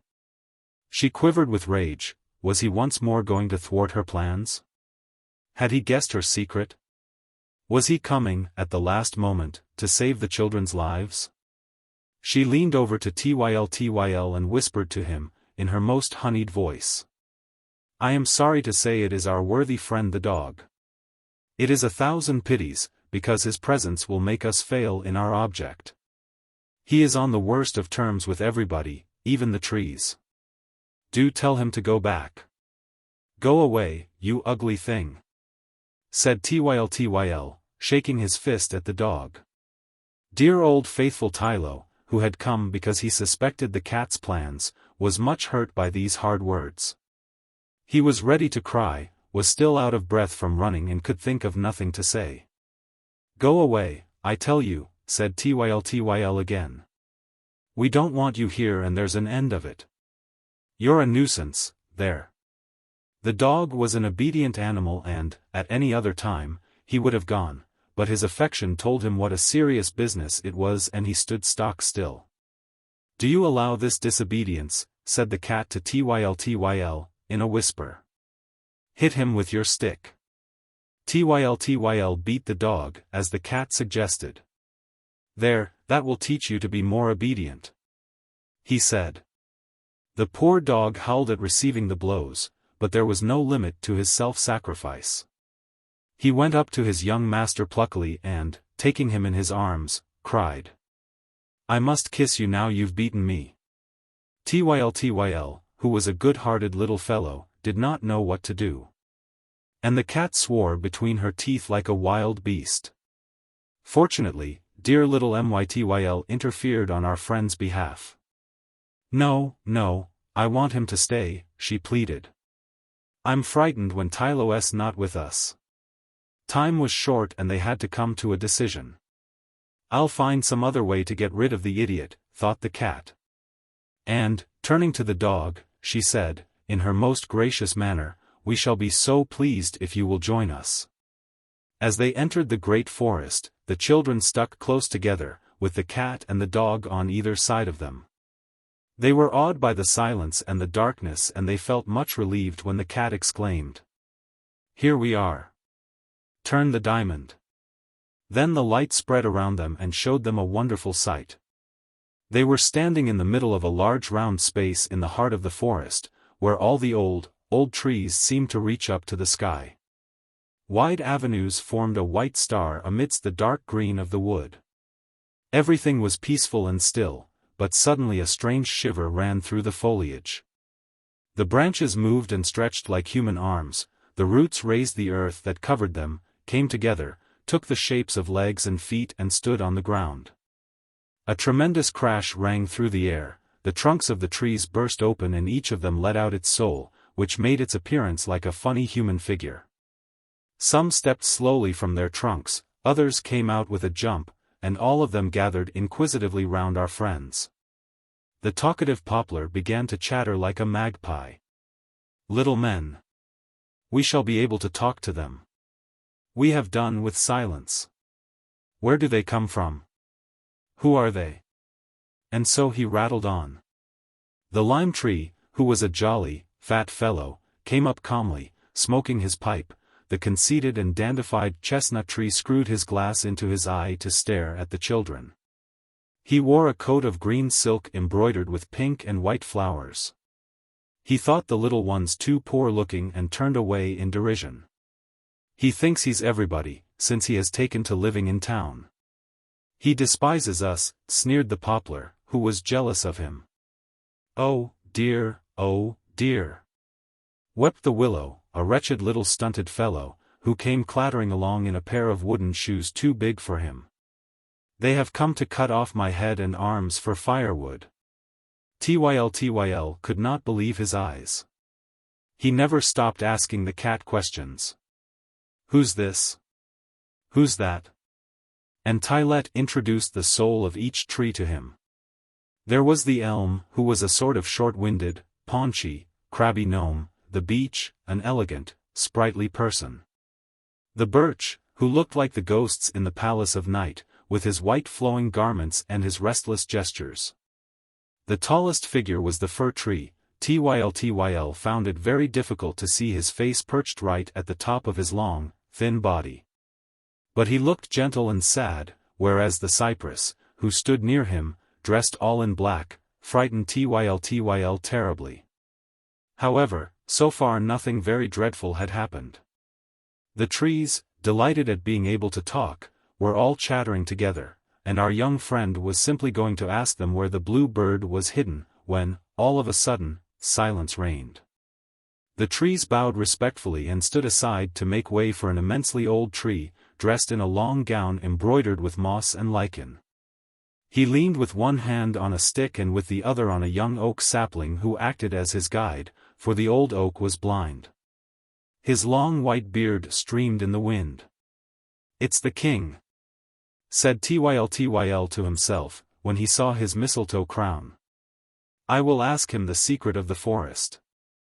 And he was just going up to him, when he stopped, seized with surprise and joy. There sat the blue bird before him, perched on the old oak's shoulder. "He has the blue bird!" cried the boy, gleefully. "Quick! Quick! Give him to me!" "Silence! Hold your tongue," said the greatly shocked trees. "Take off your hat, Tyltyl," said the cat. "It's the oak." The poor child at once obeyed with a smile. He did not understand the danger that threatened him, and he did not hesitate to answer, "Yes, sir," when the oak asked him if he was Tyl the woodcutter's son. Then the oak, trembling with rage, began to lay a terrible charge against Daddy Tyl. "In my family alone," he said, "your father has put to death 600 of my sons. 475 uncles and aunts, 1,200 cousins of both sexes, 380 daughters-in-law and 12,000 great-grandsons." No doubt his anger made him exaggerate a little, but Tyltyl listened without protest and said, very politely, "I beg your pardon, sir, for disturbing you. The cat said that you would tell us where the blue bird is." The oak was too old not to know all there was to know about men and animals. He smiled in his beard when he guessed the trap laid by the cat, and he felt very glad at it, for he had long wished to revenge the whole forest for the slavery to which man had subjected it. "It's for the fairy Berlin's little girl, who is very ill," the boy continued. "Enough," said the oak, silencing him. "I do not hear the animals. Where are they? All this concerns them as much as us. We, the trees, must not assume the responsibility alone for the grave measures that have become necessary." "Here they come," said the fir tree, looking over the top of the other trees. "They are following the rabbit. I can see the souls of the horse, the bull, the ox, the cow, the wolf, the sheep, the pig, the goat, and the bear. All the animals now arrived. They walked on their hind legs and were dressed like human beings. They solemnly took up their positions in a circle among the trees, all except the frivolous goat, who began to skip down the avenues, and the pig, who hoped to find some glorious truffles among the roots that had newly left the ground. "Are all here present?" asked the oak. "The hen could not leave her eggs," said the rabbit, "the hare was out for a run, the stag has pains in his horns and his corns. The fox is ill, here is the doctor's certificate, the goose did not understand, and the turkey flew into a passion." "Look," whispered Tyltyl to Mytyl. "Aren't they funny? They are just like the rich children's fine toys in the windows at Christmas time." The rabbit especially made them laugh, with his cocked hat over his big ears, his blue, embroidered coat and his drums slung in front of him. Meanwhile, the oak was explaining the situation to his brothers the trees and to the animals. Treacherous Tyltyl had been quite right in reckoning on their hatred. "The child you see before you," said the oak, "thanks to a talisman stolen from the powers of earth. is able to take possession of our blue bird and thus to snatch from us the secret which we have kept since the origin of life. Now we know enough of man to entertain no doubt as to the fate which he reserves for us, once he is in possession of this secret. Any hesitation would be both foolish and criminal. It is a serious moment, the child must be done away with before it is too late. What is he saying? Asked Tyltyl, who could not make out what the old tree was driving at. The dog was prowling round the oak and now showed his fangs. Do you see my teeth, you old cripple? He growled. He is insulting the oak, said the beech indignantly. Drive him out, shouted the oak, angrily. He's a traitor. What did I tell you? Whispered the cat to Tyltyl. I will arrange things. But send him away. Will you be off? Said Tyltyl to the dog. Do let me worry the gouty old beggar's moss slippers, begged Tylo. Tyltyl tried in vain to prevent him. The rage of Tylo, who understood the danger, knew no bounds. And he would have succeeded in saving his master, if the cat had not thought of calling in the ivy, who till then had kept his distance. The dog pranced about like a madman, abusing everybody. He railed at the ivy. Come on, if you dare, you old ball of twine, you. The onlookers growled, the oak was pale with fury at seeing his authority denied. The trees and the animals were indignant, but, as they were cowards, not one of them dared protest, and the dog would have settled all of them, if he had gone on with his rebellion. But Tyltyl threatened him harshly, and, suddenly yielding to his docile instincts, Tylo lay down at his master's feet. Thus it is that our finest virtues are treated as faults, when we exercise them without discrimination. From that moment, the children were lost. The ivy gagged and bound the poor dog, who was then taken behind the chestnut tree and tied to his biggest root. Now, cried the oak, in a voice of thunder, we can take counsel quietly. This is the first time that it is given us to judge man. I do not think that, after the monstrous injustice which we have suffered, there can remain the least doubt as to the sentence that awaits him. One cry rang from every throat. Death! Death! Death! The poor children did not at first understand their doom, for the trees and animals, who were more accustomed to talking their own special language, did not speak very distinctly. And, besides, the innocent children could never imagine such cruelty. What is the matter with them? Asked the boy. Are they displeased? Don't be alarmed, said the cat. They are a little annoyed because spring is late. And she went on talking into Tyltyl's ear, to divert his attention from what was happening. While the trusting lad was listening to her fibs, the others were discussing which form of execution would be the most practical and the least dangerous. The bull suggested a good but with the horns, the beech offered his highest branch to hang the little children on, and the ivy was already preparing a slipknot. The fir tree was willing to give the 4 planks for the coffin and the cypress the perpetual grant of a tomb. By far the simplest way, whispered the willow, would be to drown them in one of my rivers. And the pig grunted between his teeth. In my opinion, the great thing would be to eat the little girl. She ought to be very tender. Silence, roared the oak. What we have to decide is which of us shall have the honor of striking the first blow. That honor falls to you, our king, said the fir tree. Alas, I am too old, replied the oak. I am blind and infirm. To you, my evergreen brother, be the glory, in my place, of striking the decisive blow that shall set us free. But the fir tree declined the honor on the pretext that he was already to have the pleasure of burying the 2 victims and that he was afraid of rousing jealousy. He suggested the beech, as owning the best club. It is out of the question, said the beech. You know I am worm-eaten. Ask the elm and the cypress. Thereupon the elm began to moan and groan. A mole had twisted his great toe the night before and he could hardly stand upright. And the cypress excused himself, and so did the poplar, who declared that he was ill and shivering with fever. Then the oak's indignation flared up. You are afraid of man, he exclaimed. Even those unprotected and unarmed little children inspire you with terror. Well, I shall go forth alone, old and shaky and blind as I am, against the hereditary enemy. Where is he? And groping his way with his stick, he moved towards Tyltyl, growling as he went. Our poor little friend had been very much afraid during the last few minutes. The cat had left him suddenly, saying that she wanted to smooth down the excitement, and had not come back. Mytyl nestled trembling against him. And he felt very lonely, very unhappy among those dreadful people whose anger he was beginning to notice.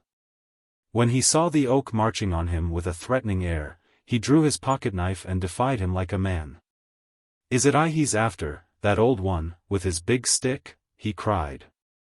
But, at the sight of the knife, man's irresistible weapon, all the trees shook with fright and rushed at the oak to hold him back.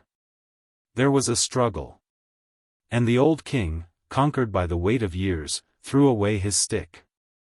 "Shame on us," he shouted. "Shame on us. Let the animals deliver us." The animals were only waiting for this. All wanted to be revenged together. Fortunately, their very eagerness caused a scrimmage which delayed the murder of the dear little ones. Mytyl uttered piercing screams. "Don't be afraid," said Tyltyl, doing his best to protect her. "I have my knife." "The little chap means to die game," said the cock. "That's the one I shall eat first," said the pig, eyeing Mytyl greedily.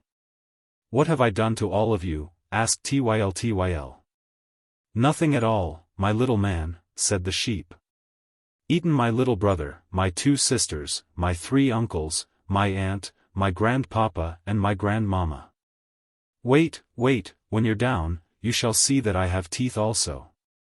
And so the sheep and the horse, who were the greatest cowards, waited for the little fellow to be knocked down before they dared take their share in the spoil. While they were talking, the wolf and the bear treacherously attacked Tyltyl from behind and pushed him over. It was an awful moment. All the animals, seeing him on the ground, tried to get at him. The boy raised himself to one knee and brandished his knife. Mytyl uttered yells of distress, and, to crown all, it suddenly became dark. Tyltyl called wildly for assistance. "Help! Help! Tylo! Tylo! To the rescue! Where is Tylette? Come! Come!" The cat's voice was heard in the distance, where she was craftily keeping out of sight. "I can't come," she whined. "I'm wounded." All this time, plucky little Tyltyl was defending himself as best he could, but he was alone against all of them, felt that he was going to be killed and, in a faltering voice, cried once more. "Help! Tylo! Tylo! I can't hold out. There are too many of them. The bear. The pig. The wolf. The fir tree. The beech. Tylo! Tylo! Tylo!"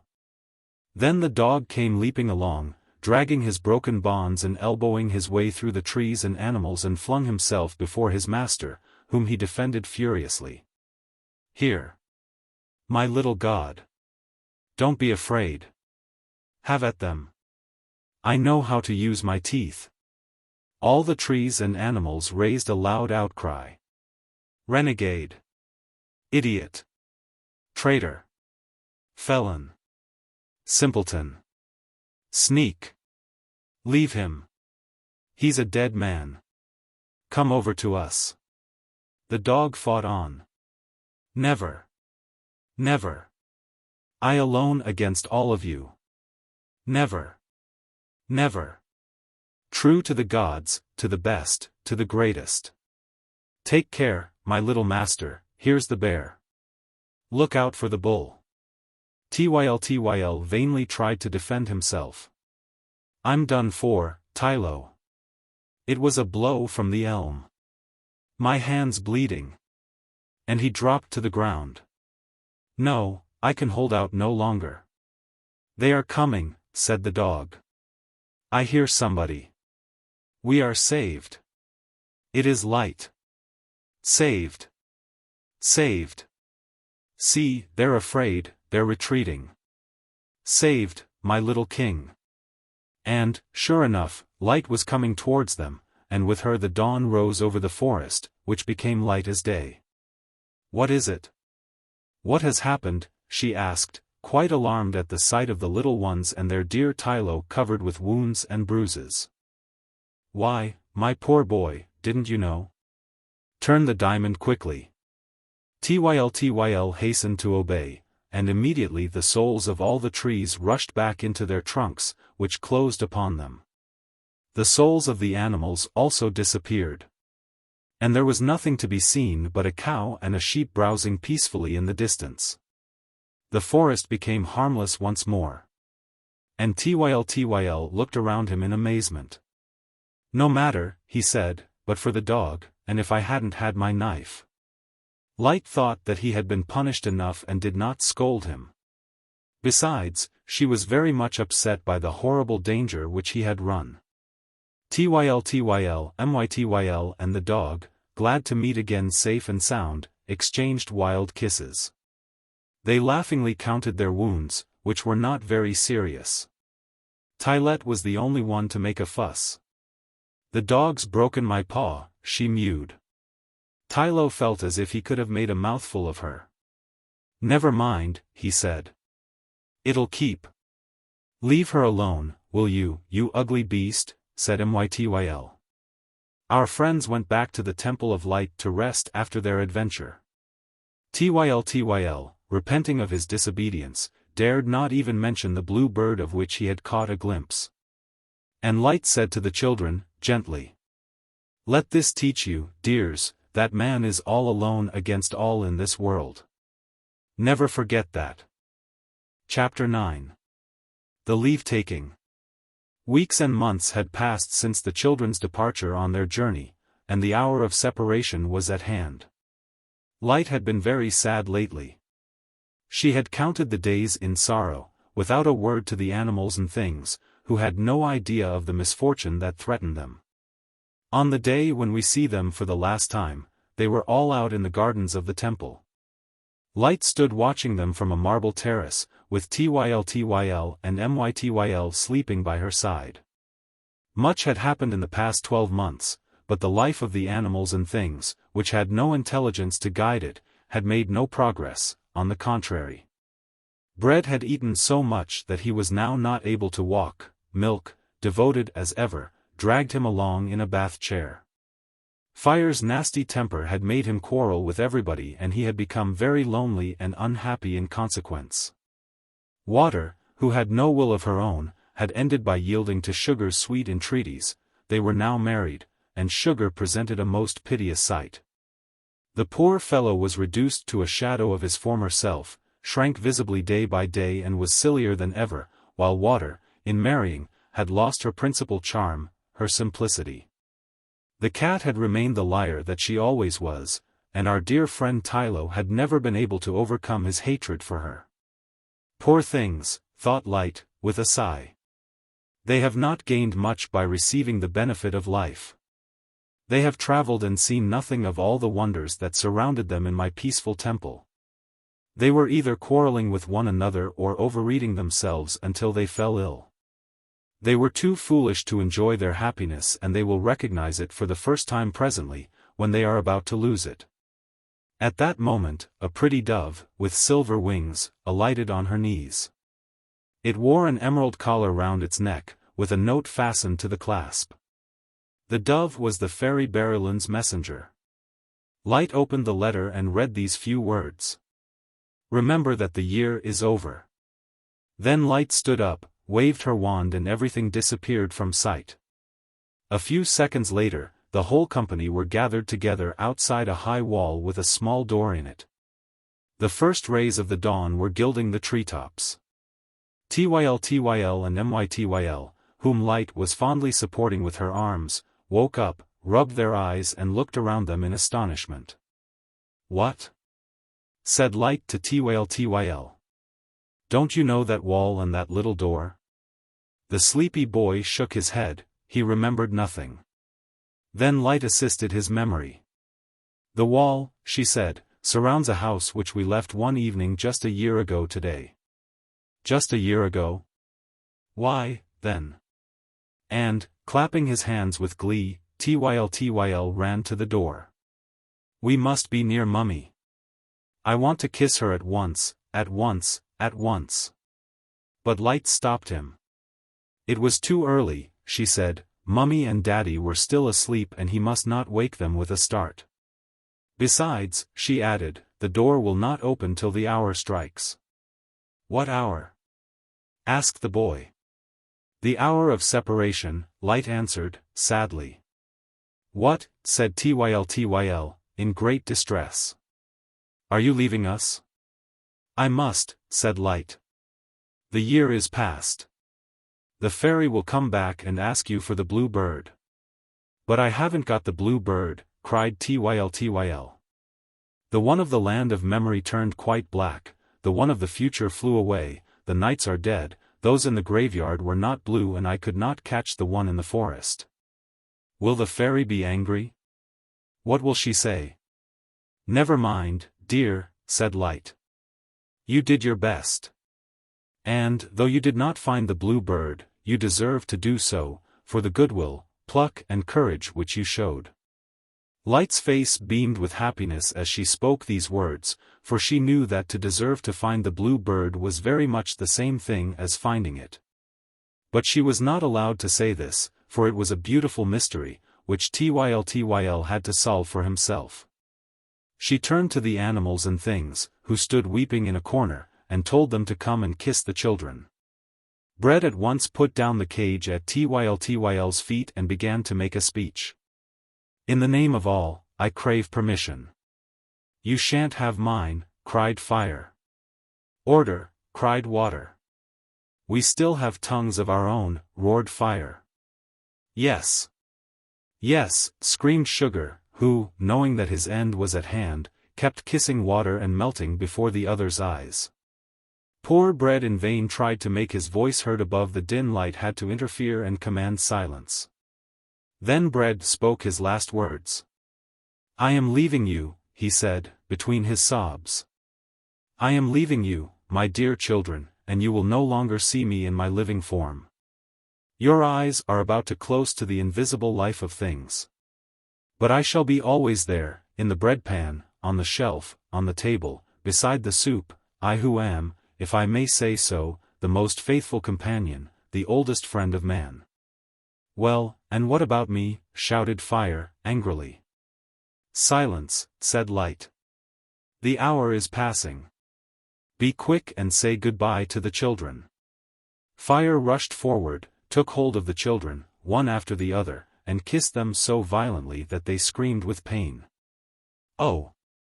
Oh! He's burning me! Oh! Oh! He's scorched my nose! Let me kiss the place and make it well, said Water, going up to the children gently. This gave Fire his chance. Take care, he said, you'll get wet. I am loving and gentle, said Water. I am kind to human beings.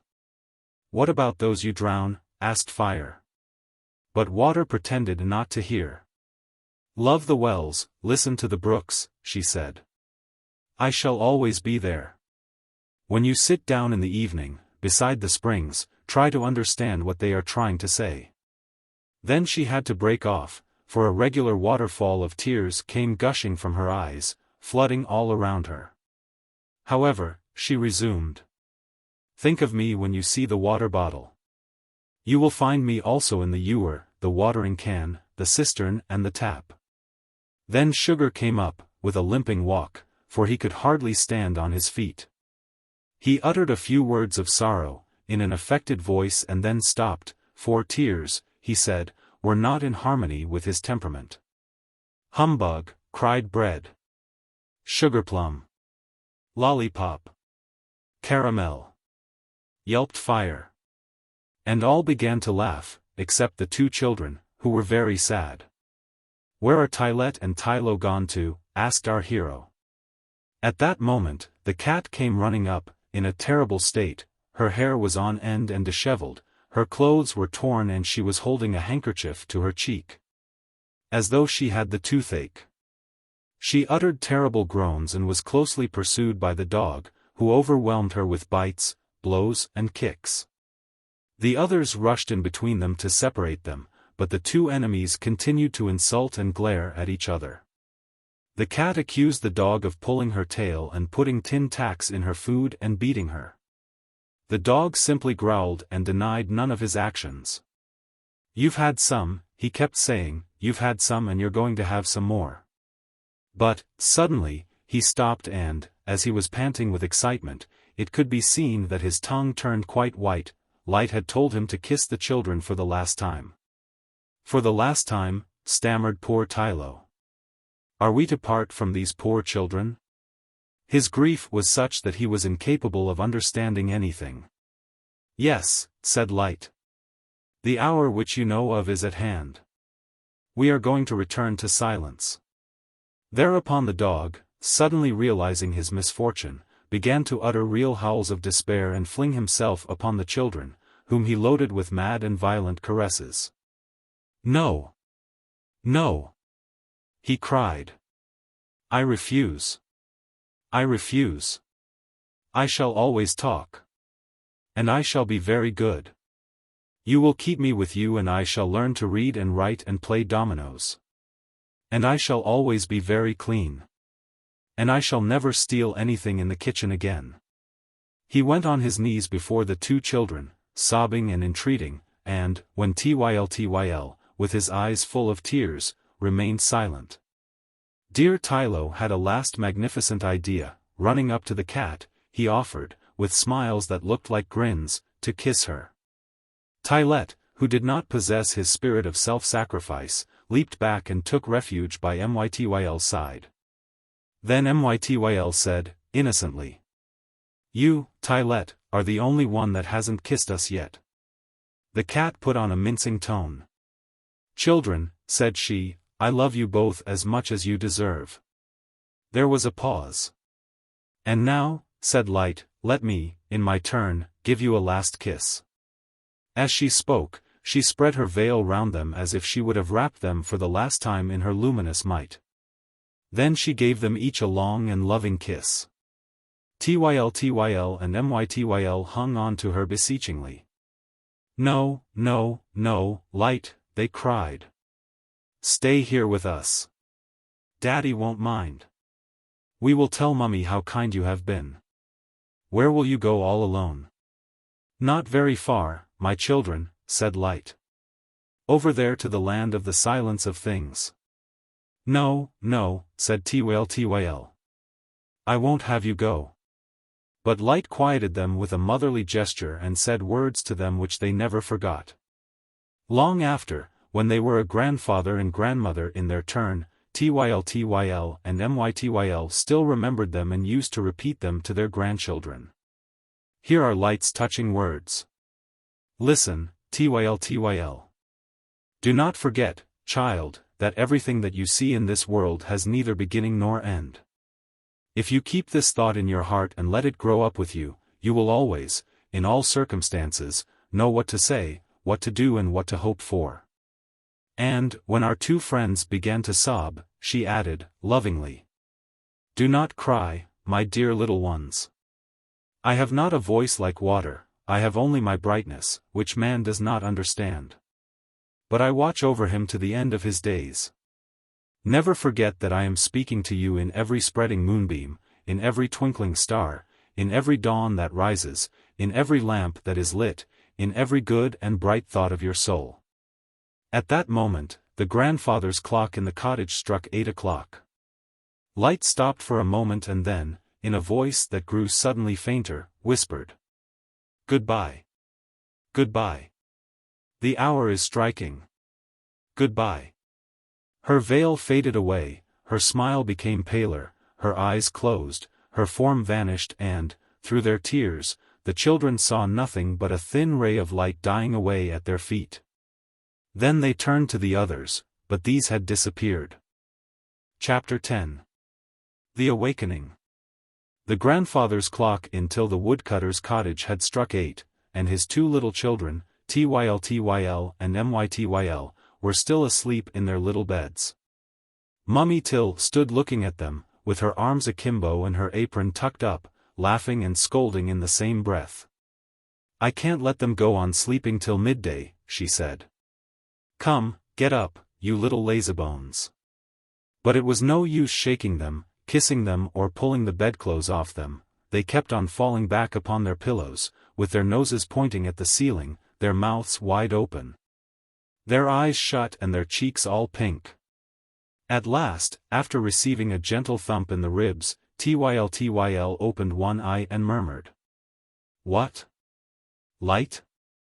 Where are you?" "No, no, don't go away."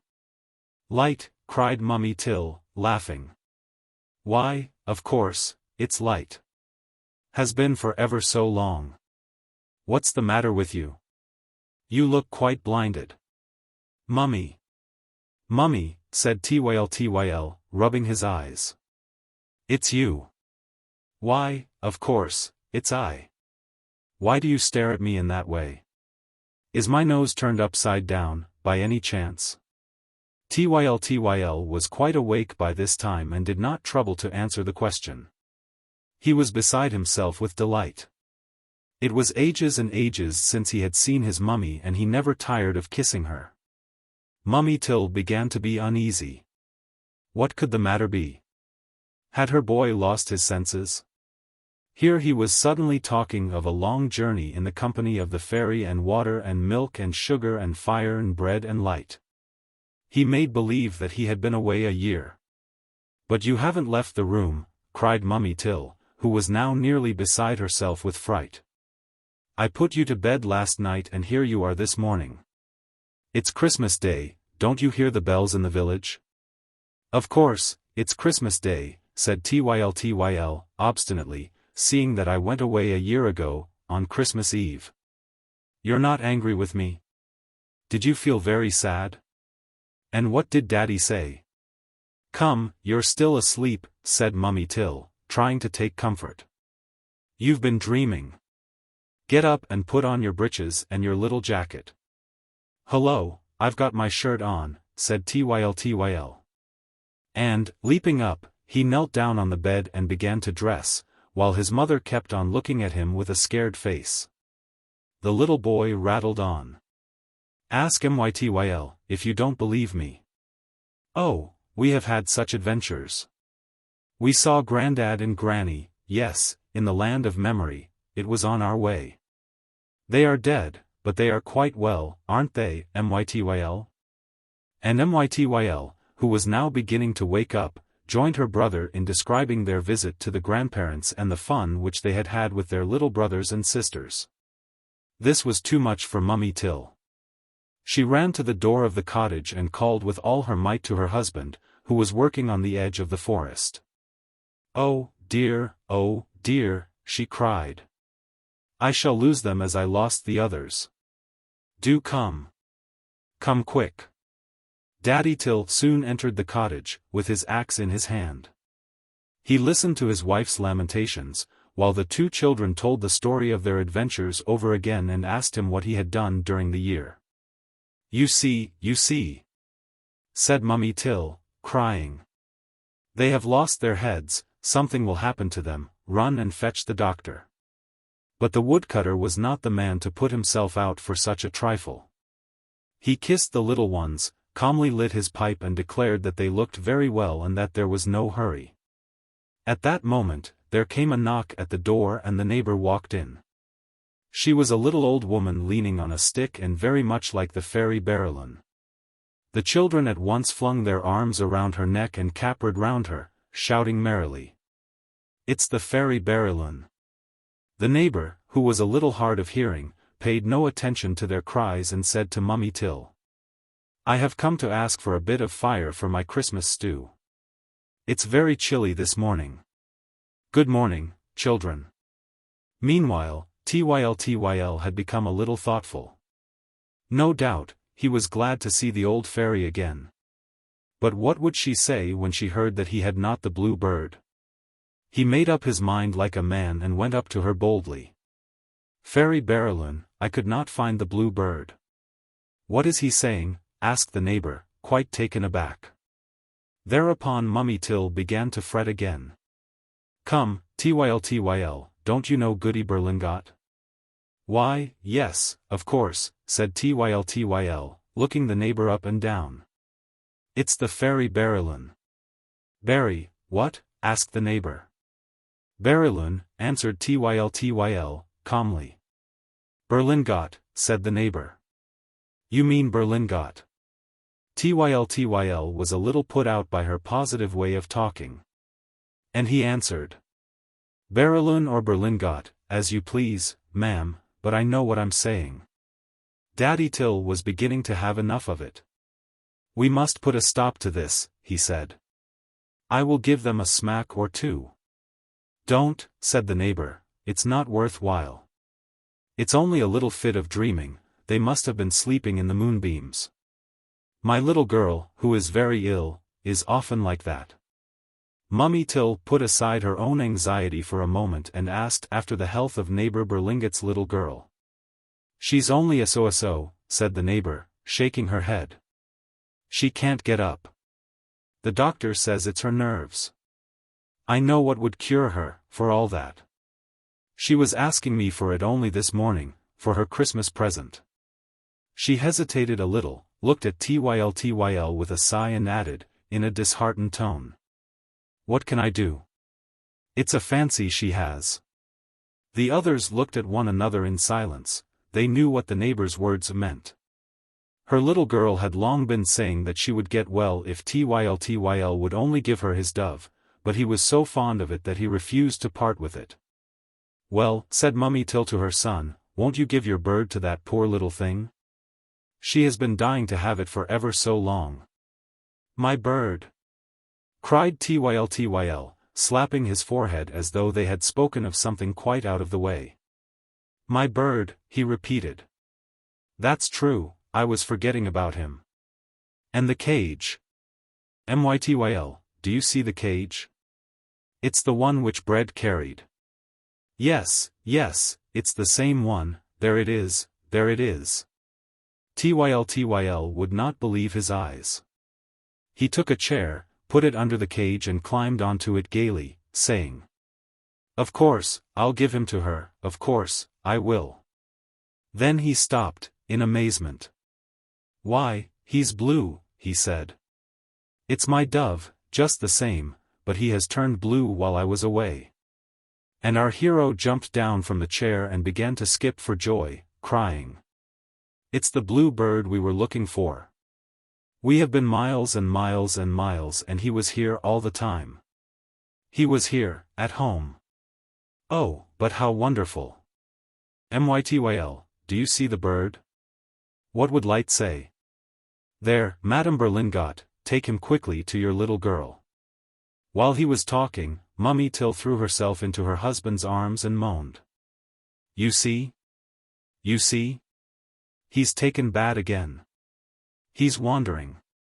Meantime, neighbor Berlingot beamed all over her face, clasped her hands together and mumbled her thanks. When Tyl gave her the bird, she could hardly believe her eyes. She hugged the boy in her arms and wept with joy and gratitude. "Do you give it me?" she kept saying. "Do you give it me like that, straight away and for nothing? Goodness, how happy she will be. I fly. I will come back to tell you what she says." Yes, go quickly," said Tyl, for some of them changed their color. Neighbor Berlingot ran out and Tyl shut the door after her. Then he turned round on the threshold, looked at the walls of the cottage, looked all around him and seemed wonderstruck. "Daddy, Mummy, what have you done to the house?" he asked. "It's just as it was, but it's much prettier." His parents looked at each other in bewilderment, and the little boy went on. "Why, yes, everything has been painted and made to look like new. Everything is clean and polished. And look at the forest outside the window. How big and fine it is. One would think it was quite new. How happy I feel here, oh, how happy I feel." The worthy woodcutter and his wife could not make out what was coming over their son. But you, my dear little readers, who have followed Tyltyl and Mytyl through their beautiful dream, will have guessed what it was that altered everything in our young hero's view. It was not for nothing that the fairy, in his dream, had given him a talisman to open his eyes. He had learned to see the beauty of things around him. He had passed through trials that had developed his courage. While pursuing the blue bird, the bird of happiness that was to bring happiness to the fairy's little girl, he had become open-handed and so good-natured that the mere thought of giving pleasure to others filled his heart with joy. And, while traveling through endless, wonderful, imaginary regions, his mind had opened out to life. The boy was right when he thought everything more beautiful, for, to his richer and purer understanding, everything must needs seem infinitely fairer than before. Meanwhile, Tyltyl continued his joyful inspection of the cottage. He leaned over the bread pan to speak a kind word to the loaves. He rushed at Tyltyl, who was sleeping in his basket, and congratulated him on the good fight which he had made in the forest. Mytyl stooped down to stroke Tylette, who was snoozing by the stove, and said, "Well, Tylette? You know me, I see, but you have stopped talking." Then Tyltyl put his hand up to his forehead. "Hello," he cried. "The diamond's gone. Who's taken my little green hat? Never mind, I don't want it any more. Ah, there's fire. Good morning, sir. He'll be crackling to make water angry." He ran to the tap, turned it on and bent down over the water. "Good morning, water, good morning. What does she say? She still talks, but I don't understand her as well as I did. Oh, how happy I am, how happy I am." So am I, cried Mytyl. And our two young friends took each other's hands and began to scamper round the kitchen. Mummy Tyl felt a little relieved at seeing them so full of life and spirits. Besides, Daddy Tyl was so calm and placid. He sat eating his porridge and laughing. "You see, they are playing at being happy," he said. Of course, the poor dear man did not know that a wonderful dream had taught his little children not to play at being happy, but to be happy, which is the greatest and most difficult of lessons. "I like light best of all," said Tyltyl to Mytyl, standing on tiptoe by the window.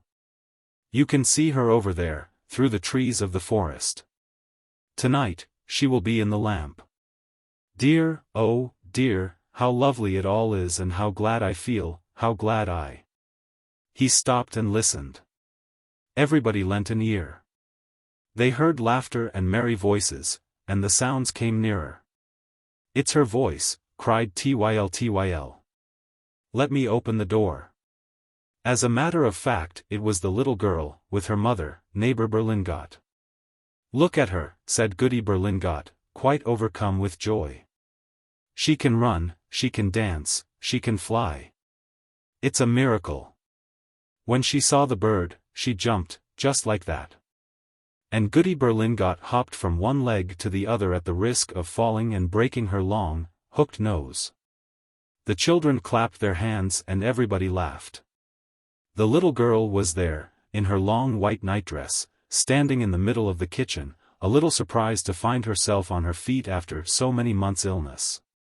She smiled and pressed Tyltyl's dove to her heart. Tyltyl looked first at the child and then at Mytyl. "Don't you think she's very like light?" he asked. "She is much smaller," said Mytyl. "Yes, indeed," said Tyltyl. "But she will grow."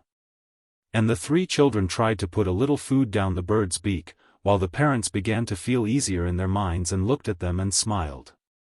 Tyltyl was radiant. I will not conceal from you, my dear little readers, that the dove had hardly changed color at all and that it was joy and happiness that decked him with a magnificent bright blue plumage in our hero's eyes. No matter. Tyltyl, without knowing it, had discovered Light's great secret, which is that we draw nearer to happiness by trying to give it to others. But now something happened. Everybody became excited, the children screamed, the parents threw up their arms and rushed to the open door. The bird had suddenly escaped. He was flying away as fast as he could. "My bird! My bird!" sobbed the little girl. But Tyl was the first to run to the staircase and he returned in triumph. "It's all right," he said. "Don't cry. He is still in the house and we shall find him again." And he gave a kiss to the little girl, who was already smiling through her tears. "You'll be sure to catch him again, won't you?" she asked. "Trust me," replied our friend, confidentially. "I now know where he is. You also, my dear little readers, now know where the blue bird is." Dear Light revealed nothing to the woodcutter's children, but she showed them the road to happiness by teaching them to be good and kind and generous. Suppose that, at the beginning of this story, she had said to them, "Go straight back home. The blue bird is there, in the humble cottage, in the wicker cage, with your dear father and mother who love you." The children would never have believed her. "What?" Tyl would have answered. "The blue bird, my dove?" "Nonsense, my dove is gray." "Happiness, in the cottage? With Daddy and Mummy? Oh, I say. There are no toys at home and it's awfully boring there. We want to go ever so far and meet with tremendous adventures and have all sorts of fun." That is what he would have said. And he and Mytyl would have set out in spite of everything, without listening to Light's advice, for the most certain truths are good for nothing if we do not put them to the test ourselves. It only takes a moment to tell a child all the wisdom in the world, but our whole lives are not long enough to help us understand it, because our own experience is our only light. Each of us must seek out happiness for himself. And he has to take endless pains and undergo many a cruel disappointment before he learns to become happy by appreciating the simple and perfect pleasures that are always within easy reach of his mind and heart.